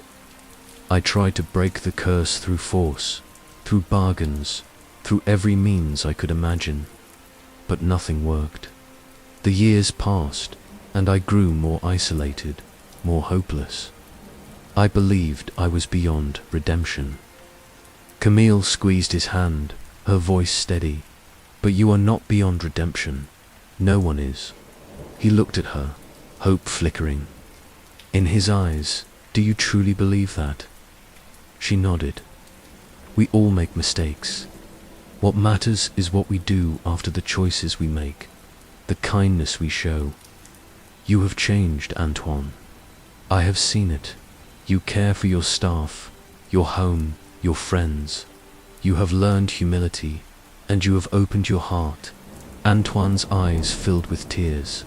"You were the first person to say that to me in many years." Camille smiled, her own eyes shining. "Then let me say it again. You are not the man you once were. You are better, stronger, kinder, and you are not alone." They sat together in the quiet, the fire burning low, the shadows drawing close. Camille felt a deep sense of peace, as if a great weight had been lifted from the room. She saw not a beast, but a man flawed, yes, but striving to be better, to heal the wounds of his past. As the days grew shorter and the nights colder, Camille and Antoine spent more time together, their conversations growing deeper and more honest. Camille shared stories of her own life, her family's struggles, her fears and hopes, the lessons she had learned about resilience and forgiveness. Antoine listened, his heart opening to the possibility of a future not defined by regret, but by love and redemption. One afternoon, as they walked through the frost-touched gardens, Camille paused beside a rosebush, heavy with hips. "Do you ever wish you could go back?" she asked softly. "To change what happened?" Antoine considered this, his breath misting in the cold air. "Sometimes, but I think, if I had not suffered, I would never have learned what truly matters.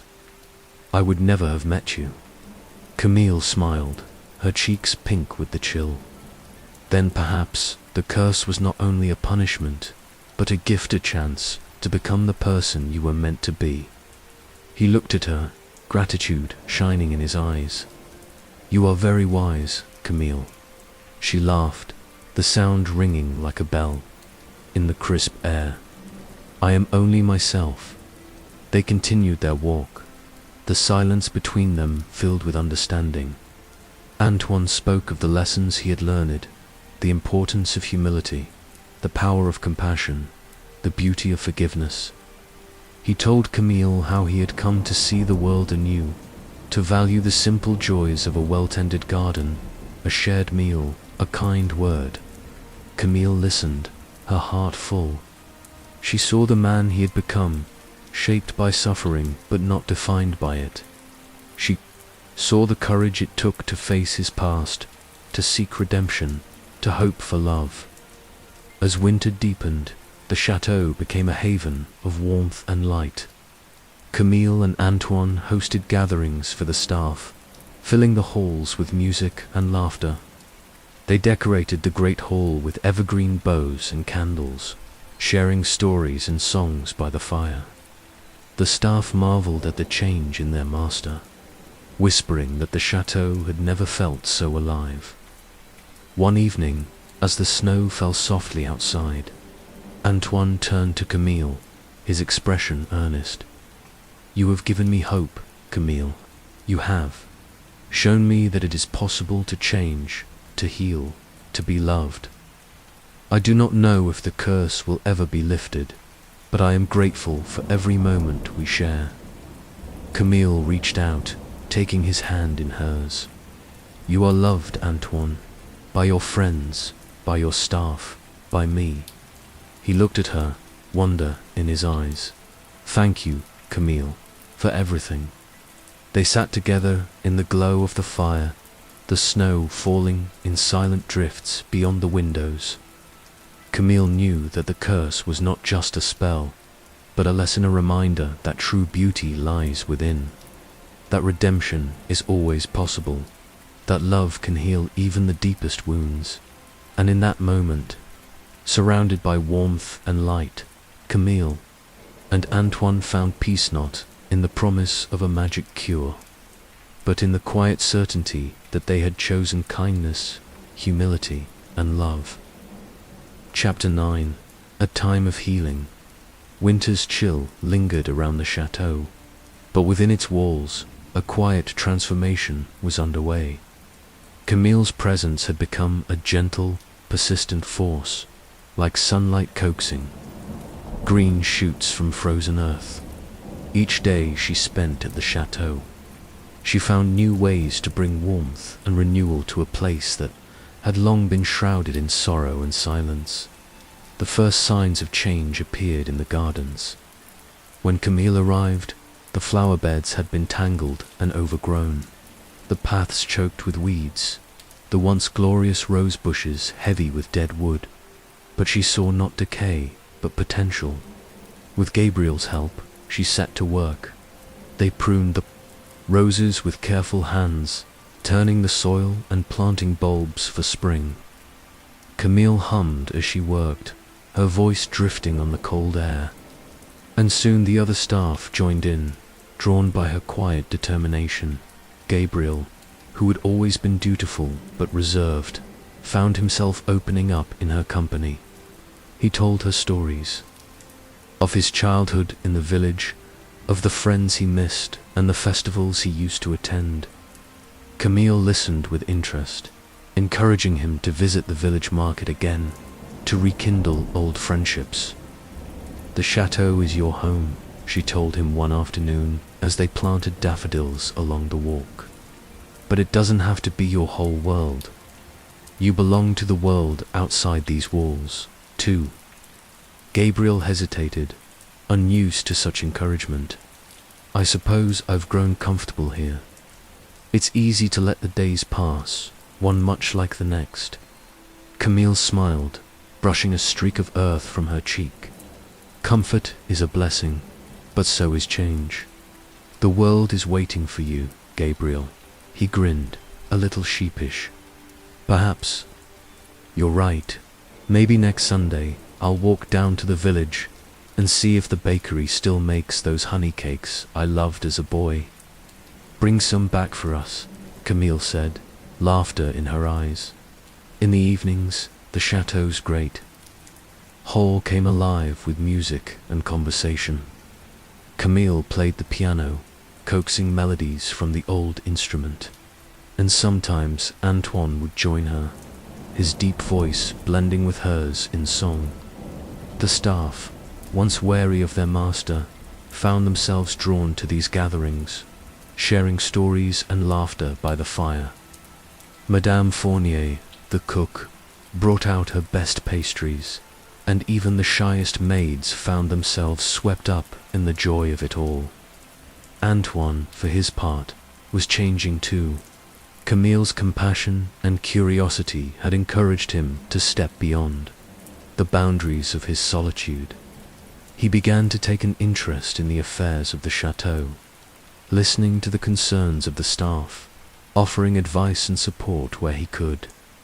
He joined Camille and Gabriel in the gardens, learning to recognize the first shoots of spring, the subtle signs of health and disease in the plants. He marveled at the patience required to coax a rosebush back to life, and Camille delighted in teaching him. One afternoon, as they worked side by side, Antoine paused, wiping sweat from his brow. I never realized how much work goes into tending a garden, he admitted. It's not just beauty for its own sake, it's care and attention and hope. Camille looked up from the patch of earth she was digging. It's a promise, too. Every seed you plant is a promise to the future. Antoine considered this, a thoughtful smile on his lips. You have a way of seeing things, Camille.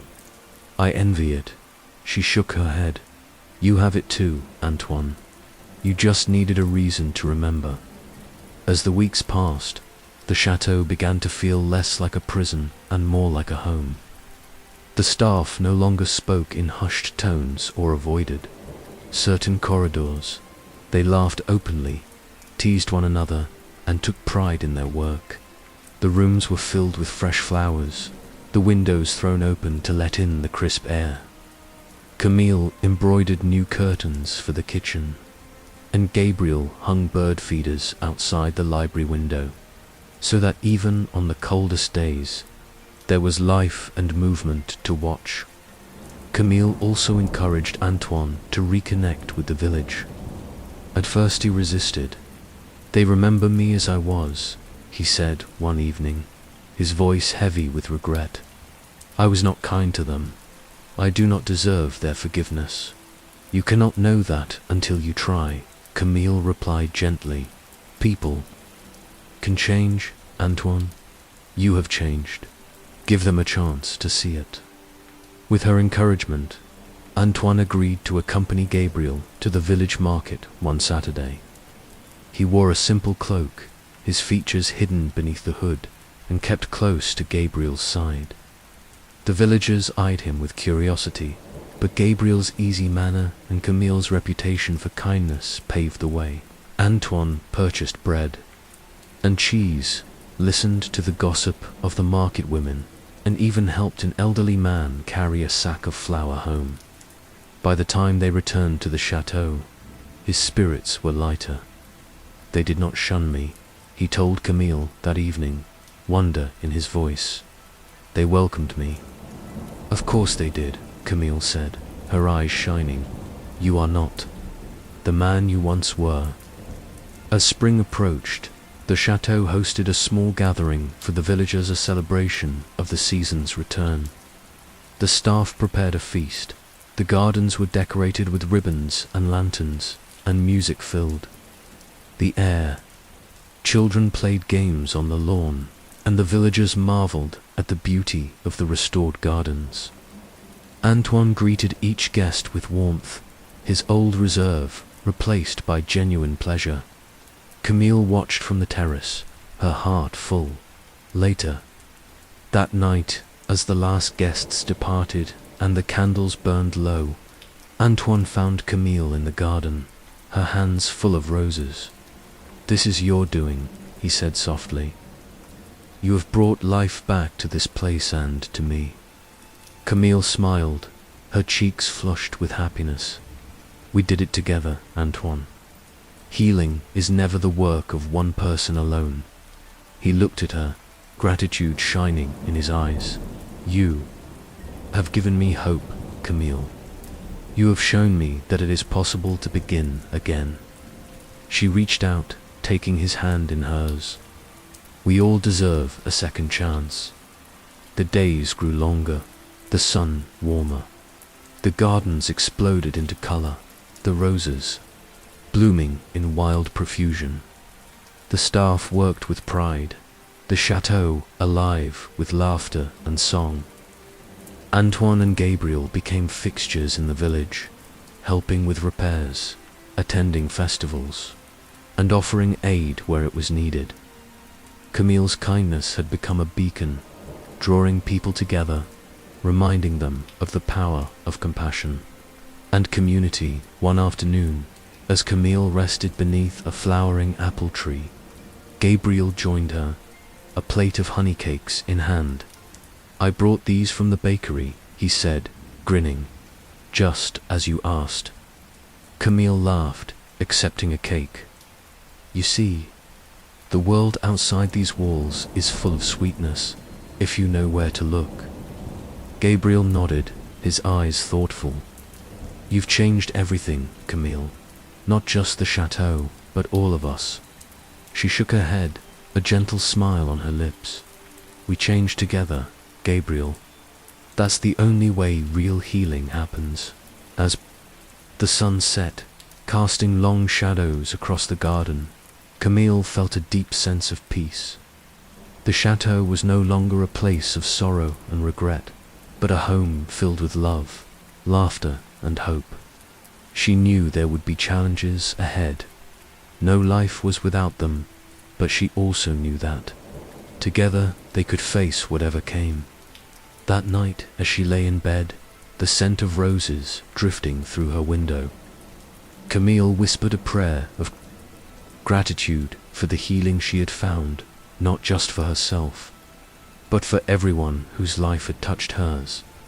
And in the quiet darkness, the chateau stood as a testament to the power of renewal, a place where even the deepest wounds could be healed by the gentle touch of kindness and the steady light of hope.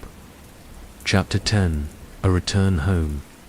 Spring had come in earnest to the chateau, and the world beyond its gates was waking from its long slumber. The air was sweet with the scent of lilacs and new grass, and the gardens Camille had tended with such care now burst with color. Each day the sun lingered a little longer in the sky, and the laughter of the staff and the music of the birds filled the halls and corridors with a sense of hope and renewal. It was on such a morning, as Camille was gathering roses for the breakfast table, that a letter arrived. Gabriel brought it to her in the garden, his eyes bright with excitement. "It's from your family," he said, pressing the sealed envelope into her hands. "It looks important." Camille's heart fluttered as she broke the seal and unfolded. The letter, the handwriting, was her father's, a little shakier than she remembered, but full of love and longing. She read aloud to Gabriel, her voice trembling with joy and nostalgia. "My dearest Camille, your sister Elise is to be wed in a fortnight. We have missed you every day, but never more than now, as we prepare for this happy occasion. Elise asks for you to stand beside her, and we all long to see your face and hear your laughter fill our home again. If your duties allow, please come home to us for a little while. With all my love." Papa. Camille pressed the letter to her chest, her eyes shining. "I never thought I would see them again so soon." Gabriel smiled. "You must go, Camille. They need you, and you deserve to be with your family for such a joyful day." Her heart soared at the thought, but a shadow of worry passed over her face. "I promised Antoine I would stay until my father's debt was paid. I cannot break my word." Gabriel's smile was reassuring. "Speak to him. He will understand." That evening, as the sun set in a blaze of gold and rose, Camille found Antoine in the library. He was reading by the fire, his expression thoughtful, but when he saw her, he closed the book and gestured for her to sit beside him. "Is something troubling you, Camille?" he asked, concern in his voice. She handed him the letter, her fingers trembling. "My sister is to be married. My family has asked me to come home for the wedding. I wish to go, but I do not want to break my promise to you." Antoine read the letter, his face unreadable. For a long moment he was silent. Then he looked up, his eyes gentle. "Of course you must go," he said softly. "Your family needs you, and you need them. I would never keep you from such happiness." Relief flooded Camille's heart. "Thank you, Antoine. I promise I will return. I give you my word." He smiled, but there was a sadness in his eyes that she did not understand. "I will look forward to your return, Camille. The chateau will not be the same without you." Preparations were made quickly. Madame Fournier packed a basket of treats for Camille's journey, and Gabriel helped her choose a bouquet of the freshest roses to bring as a gift for Elise. The staff gathered to wish her well, their faces full of affection and gratitude. On the morning of her departure, Antoine met her at the gates. He handed her a small velvet pouch. "For your sister," he said, "and for you, a token of our friendship." Camille opened the pouch to find a delicate silver necklace, its pendant shaped like a rose in full bloom. She looked up at Antoine, her eyes shining with gratitude. "Thank you, Antoine. I will treasure it always." He nodded, his expression solemn. "Travel safely, Camille, and remember you will always have a home here, whenever you wish to return." With a final wave, Camille set off down the road, her heart full of excitement and longing. The journey was bright and easy, the countryside alive with the promise of spring. She passed fields of wild flowers, crossed sparkling streams, and greeted villagers along the way, her spirits soaring higher with each step.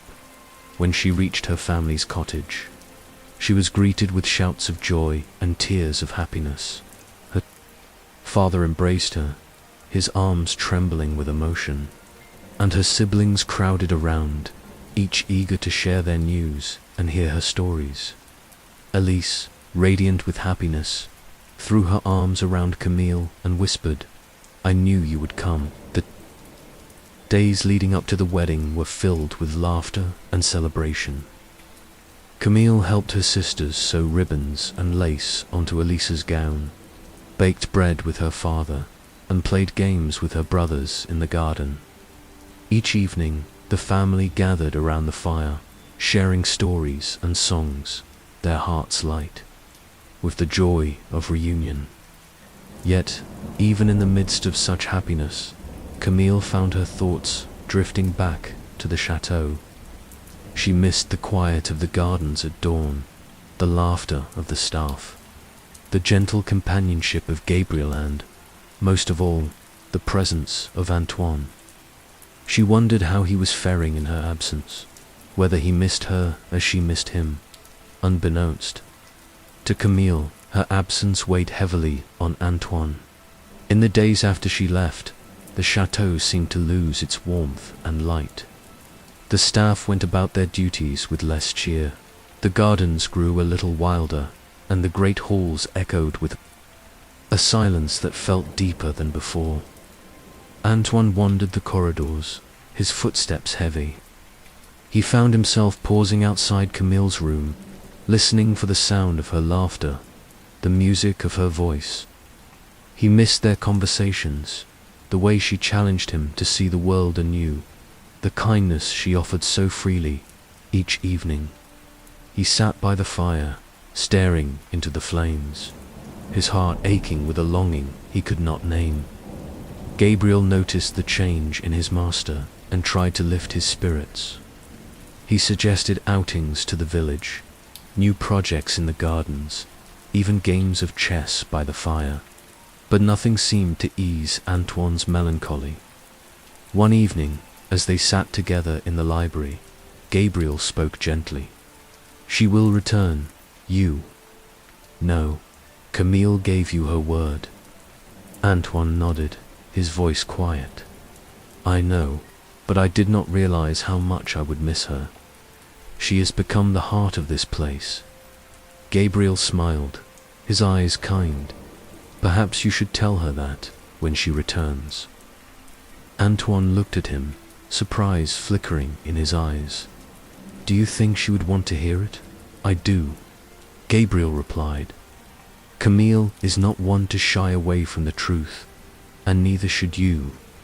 As the wedding day approached, Camille found herself torn between two worlds.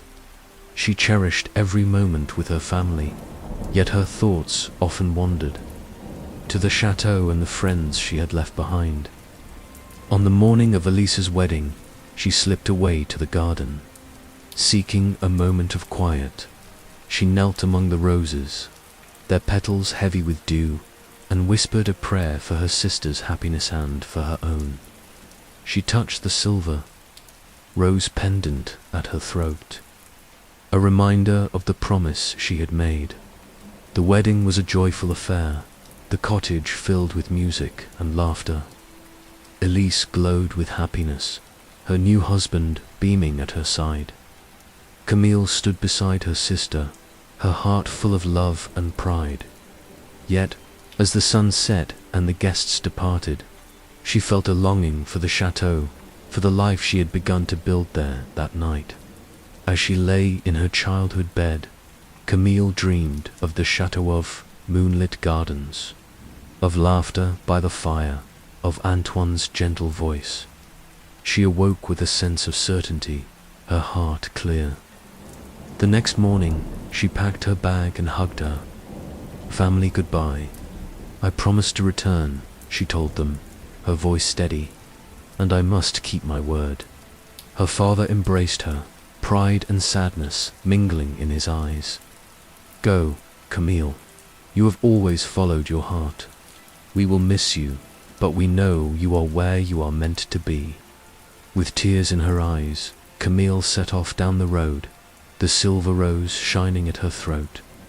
The journey back to the chateau was swift, her steps light with anticipation. When she arrived at the gates, Gabriel was waiting for her, his face alight with joy. "Welcome home, Camille," she smiled, her heart full. "It is good to be back." As she entered the chateau, she found Antoine in the garden, tending the roses. He looked up, surprise and relief flooding his face. "You came back," he whispered. Camille nodded, her eyes shining. "I promised I would." He took her hands in his voice trembling. "The chateau was not the same without you. I was not the same."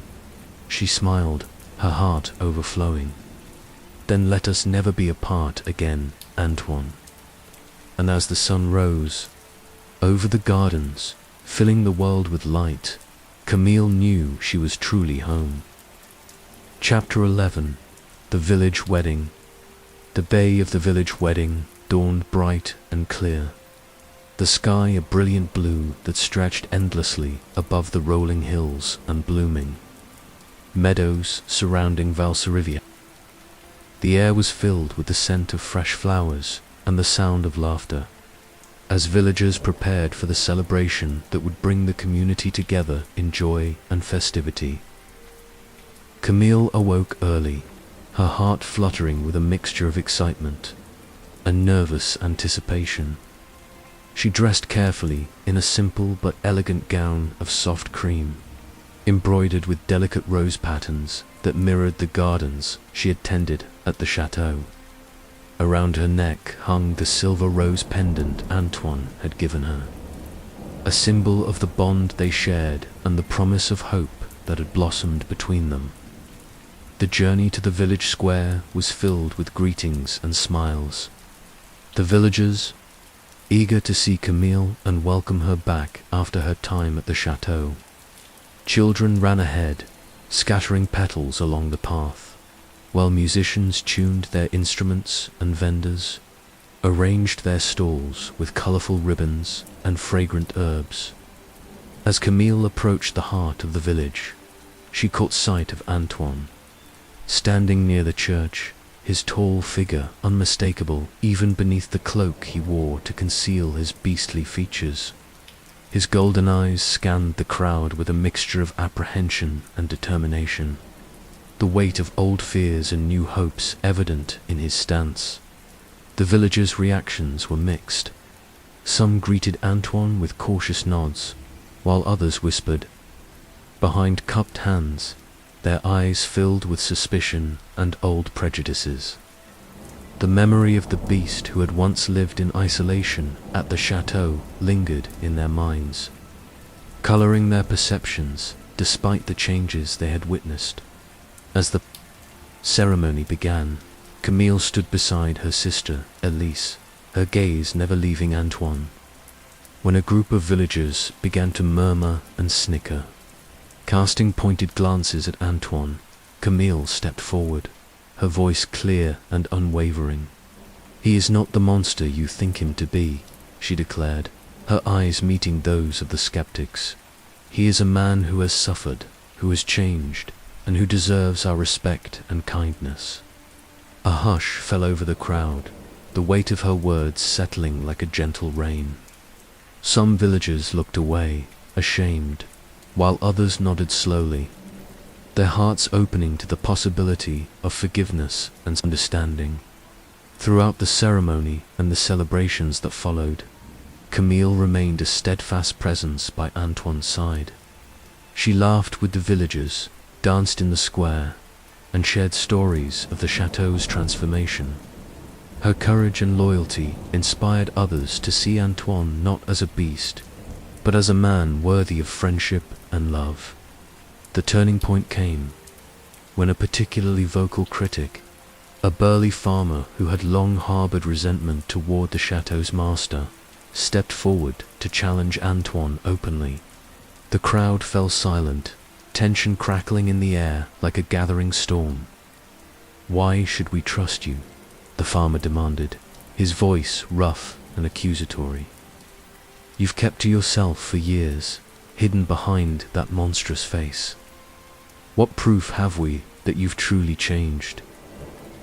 Antoine met the farmer's gaze steadily, his voice calm but firm.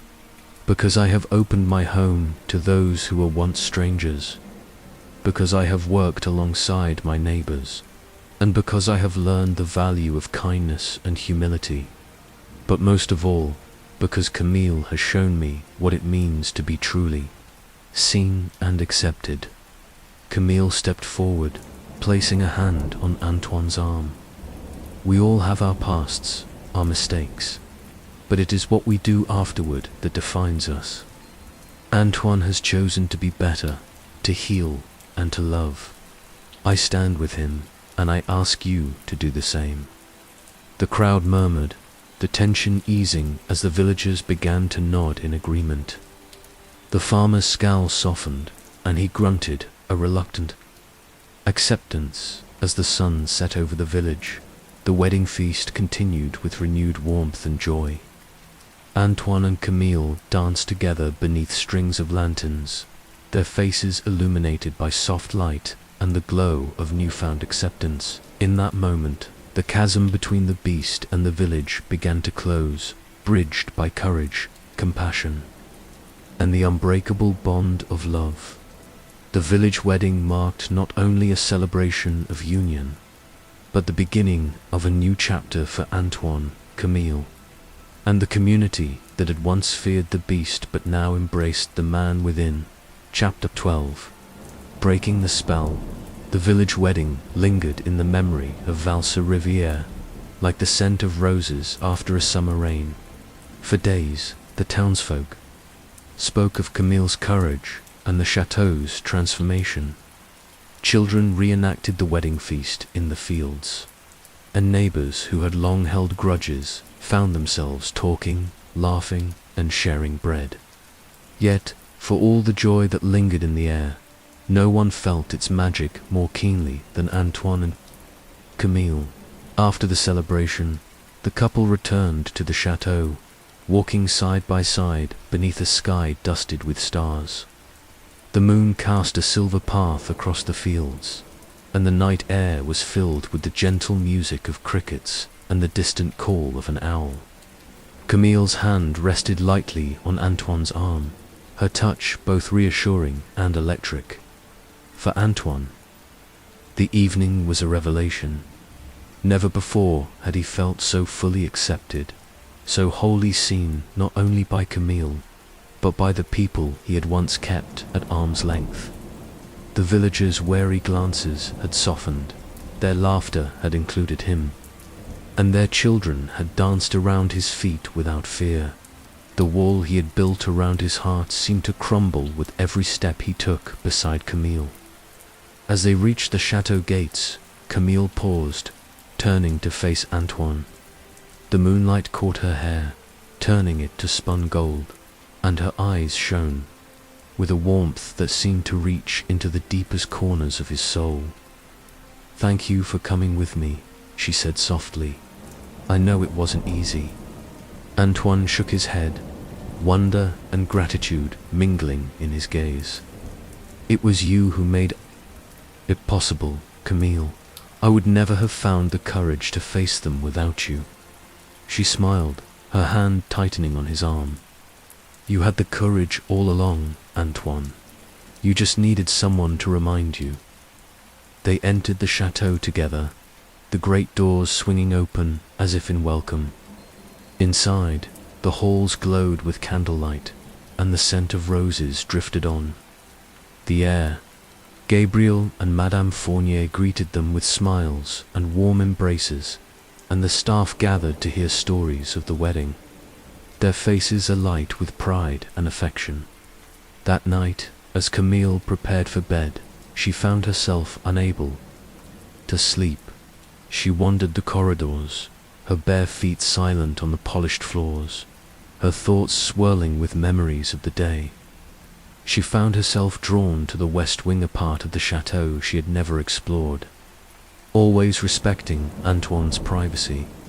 Yet tonight, something urged her forward. The door at the end of the corridor stood slightly ajar. Camille hesitated, then pushed it open. Inside, the room was filled with moonlight, illuminating a collection of objects that spoke of another life: a child's wooden horse, a music box, a portrait of a beautiful woman with kind eyes and a gentle smile. Camille crossed to the portrait, her fingers tracing the delicate brushstrokes. She recognized the woman from Antoine's stories, his mother, the heart of the chateau. As she gazed at the painting, she felt a surge of empathy, a connection that transcended time and sorrow. A soft sound behind her made her turn. Antoine stood in the doorway, his expression unreadable. "I'm sorry," Camille whispered. "I didn't mean to intrude." Antoine shook his head, stepping into the room. "You are not intruding. This was my mother's room. I come here sometimes to remember her." Camille nodded, understanding. She must have been a remarkable woman. He smiled, sadness and pride mingling in his eyes. "I have spent so many years trying to live up to her memory, to atone for the mistakes I made. But I have come to realize that she would not want me to live in regret. She would want me to find happiness, to open my heart again." Camille crossed the room and took his hand. "You have done that, Antoine. You have changed, and you have helped others to change as well. The curse that was placed upon you was never just about your appearance. It was about learning to love and be loved, to forgive yourself and others." Antoine looked at her, hope flickering in his eyes. "Do you truly believe the curse can be broken?" She nodded, her voice steady. "I do, and I believe that you have already done what was needed. You have shown compassion, humility, and love, not just to me, but to everyone whose life you have touched." As she spoke, a strange warmth filled the room, a gentle light that seemed to emanate from the very walls. The air shimmered, and the scent of roses grew stronger, enveloping them in a cocoon of beauty and peace. Suddenly, Antoine gasped, his body trembling. Camille stepped back in alarm, but he reached for her, his eyes wide with wonder and fear. "What's happening?" he whispered, his voice thick with emotion. Camille watched in awe as the light grew brighter, swirling around Antoine like a living thing. His beastly features softened, the fur receding, the claws and fangs fading away. His posture straightened, his shoulders broad and strong, but no longer burdened by the weight of the curse. When the light finally faded, Antoine stood before her, not as a beast, but as a man. He was handsome, yes, but more than that, he was kind. His eyes, still golden, shone with warmth and gratitude. His hair was dark and thick, his features strong and gentle.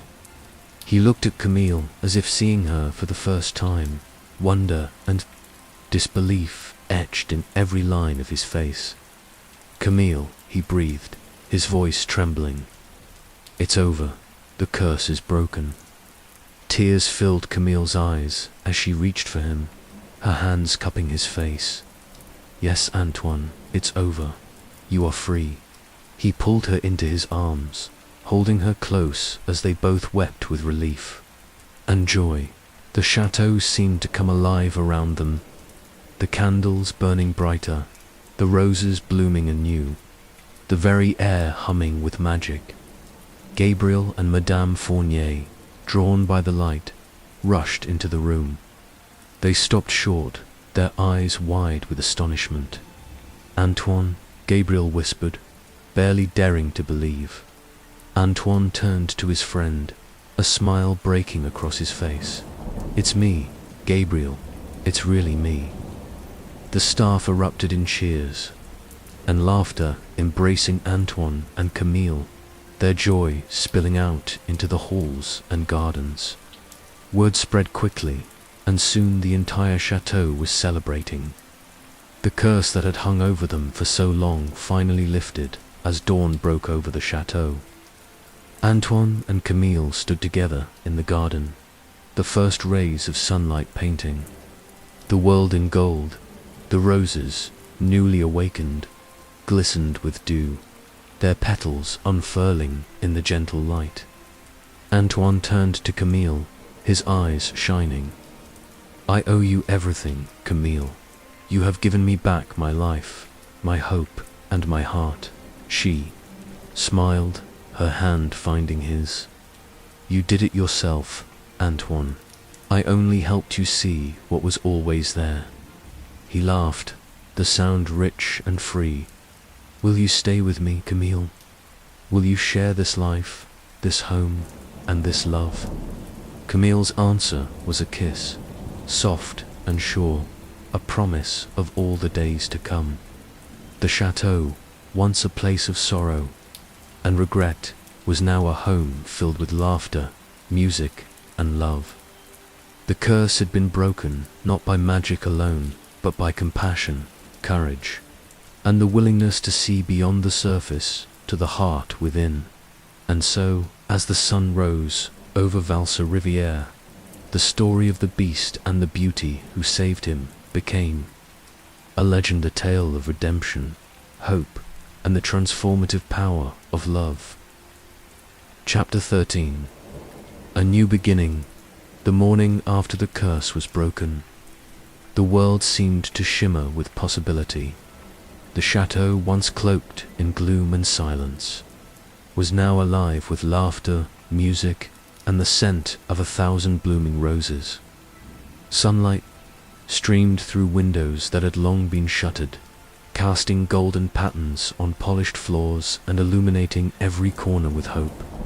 Antoine, restored to his true form, moved through the halls with a quiet wonder. He was greeted everywhere by the joyful faces of his staff, who embraced him as if welcoming home a beloved son.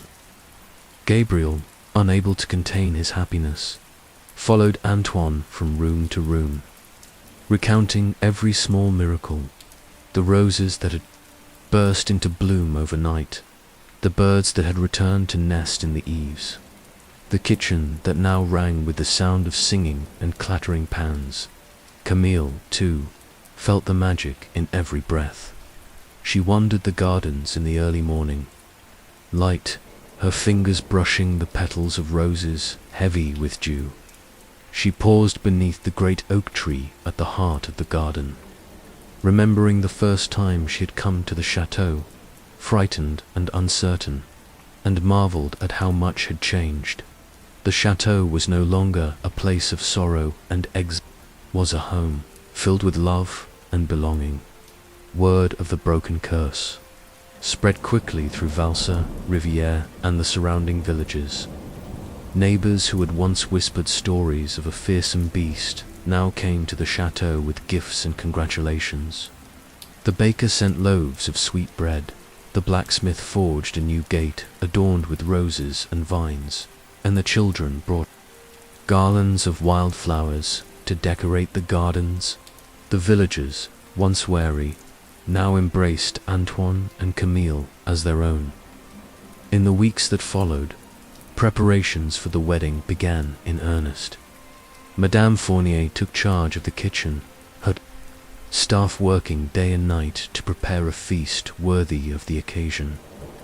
Gabriel oversaw the decoration of the gardens, enlisting the help of every willing hand to string lanterns from the trees and weave ribbons through the hedges. Camille's family arrived from their cottage, bringing laughter and stories and the warmth of home. Camille's sisters, Margot and Elise, helped her choose a gown of soft ivory silk, embroidered with tiny roses. Her brothers, Etienne, Luc, and Hugo, took charge of arranging music and games for the children. Laurent, her father, moved through the chateau with tears in his eyes, overcome by gratitude and pride. On the morning of the wedding, the chateau was transformed. The gardens glowed with color, every path lined with flowers, every tree draped with ribbons and lanterns. The air was filled with the sound of music and birdsong, and the scent of roses drifted on the breeze. Guests arrived from near and far, dressed in their finest, their faces alight with joy. Camille stood in her room, surrounded by her sisters and Madame Fournier, who fussed over every detail of her gown and hair. She gazed at her reflection in the mirror, hardly recognizing the woman who looked back at her. Her eyes sparkled with happiness, her cheeks flushed with excitement. Around her neck hung the silver rose pendant Antoine had given her, a symbol of the love that had transformed both their lives. There was a knock at the door, and Gabriel entered, his face beaming. "It's time, Camille." She took a deep breath, her heart racing, and allowed her sisters to lead her through the halls and out into the garden. The guests rose as she appeared, their faces shining with affection and admiration. Camille walked slowly down the aisle, her gaze fixed on Antoine, who waited for her beneath the great oak tree. Antoine stood tall and proud, his eyes never leaving hers. He wore a suit of deep blue, embroidered with silver thread, and a single white rose pinned to his lapel. As Camille reached his side, he took her hands in his touch warm and steady. The ceremony was simple and heartfelt. The village priest spoke of love and forgiveness, of the power of kindness to heal even the deepest wounds. Camille and Antoine exchanged vows, their voices clear and unwavering, promising to cherish and support one another for all the days of their lives. When the priest pronounced them husband and wife, a cheer rose from the crowd, and the air was filled with the sound of bells and music. Antoine drew Camille into his arms, and they shared their first kiss as a married couple beneath the blooming roses. The world around them alive with celebration. The feast that followed was a riot of color and sound. Long tables were set beneath the trees, laden with every delicacy the kitchen could provide. There were roasted meats and fresh-baked breads, platters of fruit and cheese, and cakes adorned with sugared roses. Wine flowed freely, and the guests toasted the happy couple again and again. Children played games on the lawn, their laughter ringing through the gardens. Musicians played lively tunes, and soon the guests were dancing beneath the lanterns, their feet moving in time with the music. Camille and Antoine led the first dance, their movements graceful and sure, their faces alight with joy. As the sun set, painting the sky in shades of pink and gold, the guests gathered around the great oak tree for a final toast. Laurent rose to speak, his voice trembling with emotion. "My dearest Camille, my beloved daughter, you have always been the heart of our family. Today, you have given your heart to Antoine, and in doing so, you have brought new life to this chateau and to all of us. May your days be filled with laughter, your nights with peace, and your hearts with love." The guests raised their glasses, their voices joining in a chorus of blessings. Antoine took Camille's hand, his eyes shining with gratitude. "Thank you, all of you," he said. "This chateau was once a place of loneliness and regret. Camille has shown me that it can be a home filled with love and belonging. I promise to cherish her and to honor the gift she has given me." As darkness fell, the gardens were lit by hundreds of lanterns, their soft glow casting a magical light over the celebration. The guests danced late into the night, their laughter mingling with the music and the scent of roses. When at last the festivities ended and the guests departed, Camille and Antoine walked together through the quiet gardens. They paused beneath the great oak tree, the lanterns swaying gently overhead. "This is only the beginning," Camille whispered, her voice full of wonder. Antoine smiled, drawing her close. "Yes, my love, a new beginning for us, for the chateau, for everyone we hold dear." They stood together in the moonlight, their hearts full, the chateau behind them glowing with warmth and hope. The curse that had once shadowed their lives was gone, replaced by a love that would endure for all their days. In the years that followed, the chateau became a place of joy and welcome. Camille and Antoine opened their home to friends and neighbors, hosting celebrations and gatherings, offering shelter to those in need. The gardens flourished, tended by loving hands, and the halls rang with music and laughter.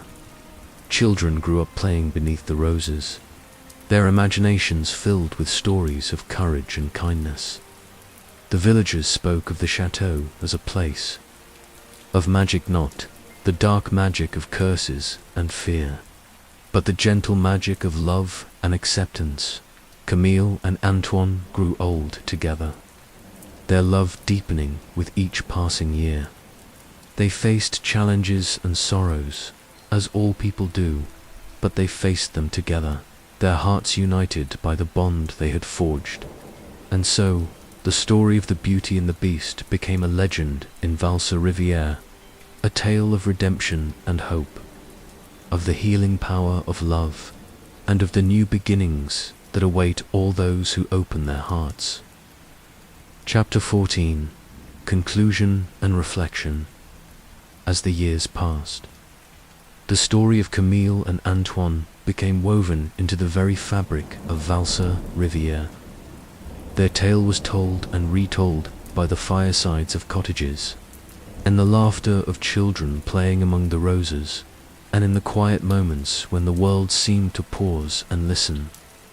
The chateau, once a symbol of sorrow and isolation, stood as a beacon of hope and belonging, its gardens blooming in every season, its halls echoing with music, friendship, and love.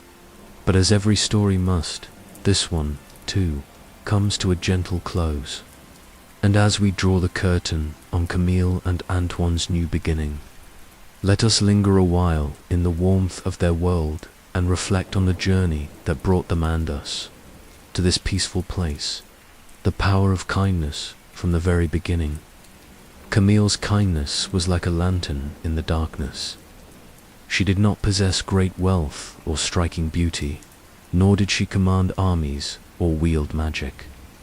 Yet her gentle heart, her willingness to listen, to help, and to forgive, became the force that changed everything.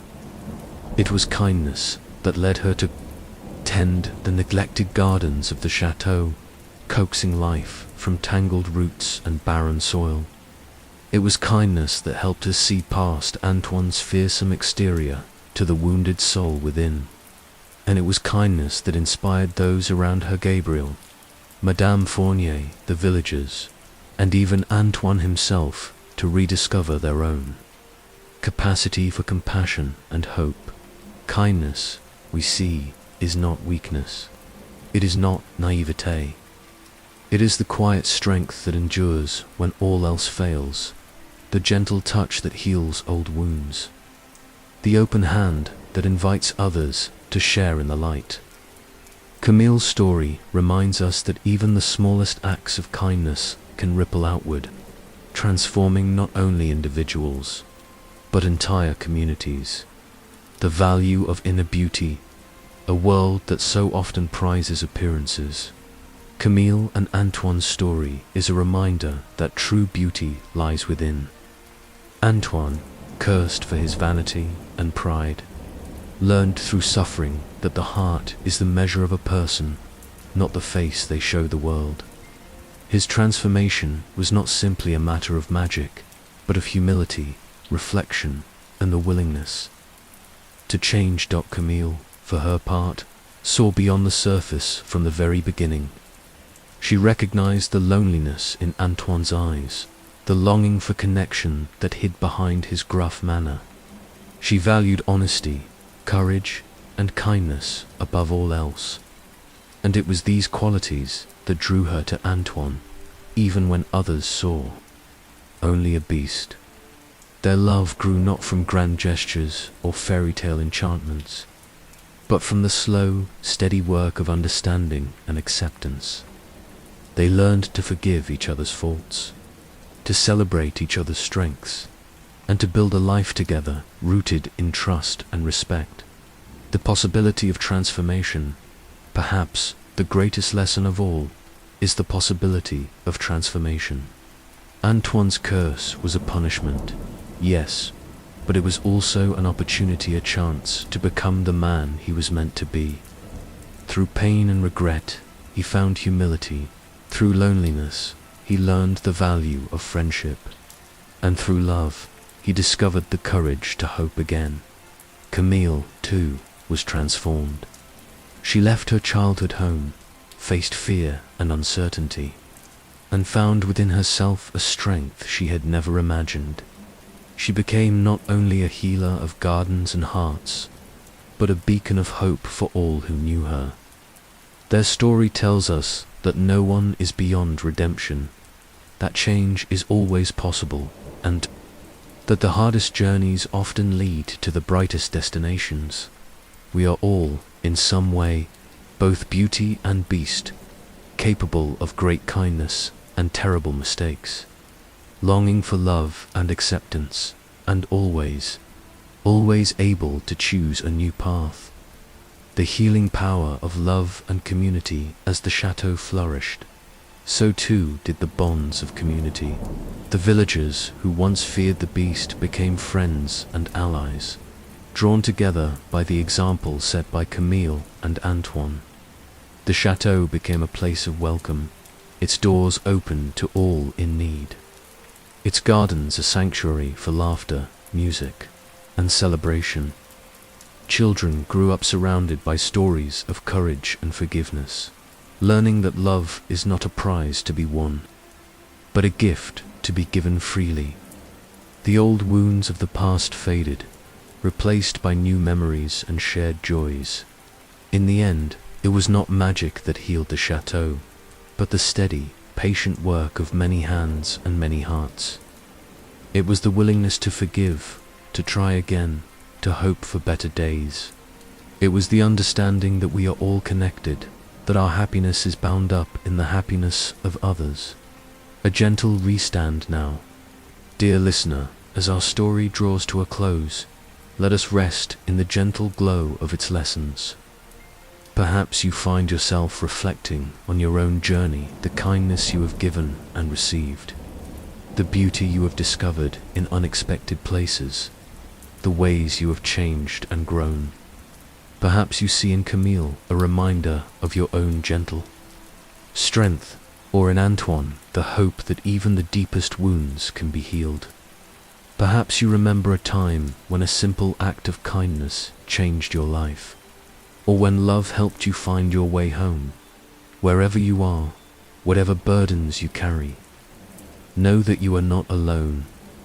The world is full of stories of transformation, of redemption, of hope, and yours is still unfolding. Each day a new beginning, each moment a chance to choose kindness, courage, and love. So, as you close your eyes and let the quiet of the night settle around you, carry with you the gentle wisdom of Camille and Antoine. Let their story be a lullaby, a promise that no matter how dark the night, the dawn will come, and with it, the possibility of new beginnings. May your dreams be filled with blooming roses, with laughter and music, with the warmth of friendship, and the peace of belonging. May you wake refreshed, your heart light, ready to greet the day with hope and kindness. Thank you for listening, for sharing in this story, for bringing your own light to the world. Good night, and may you rest peacefully, knowing that you are loved.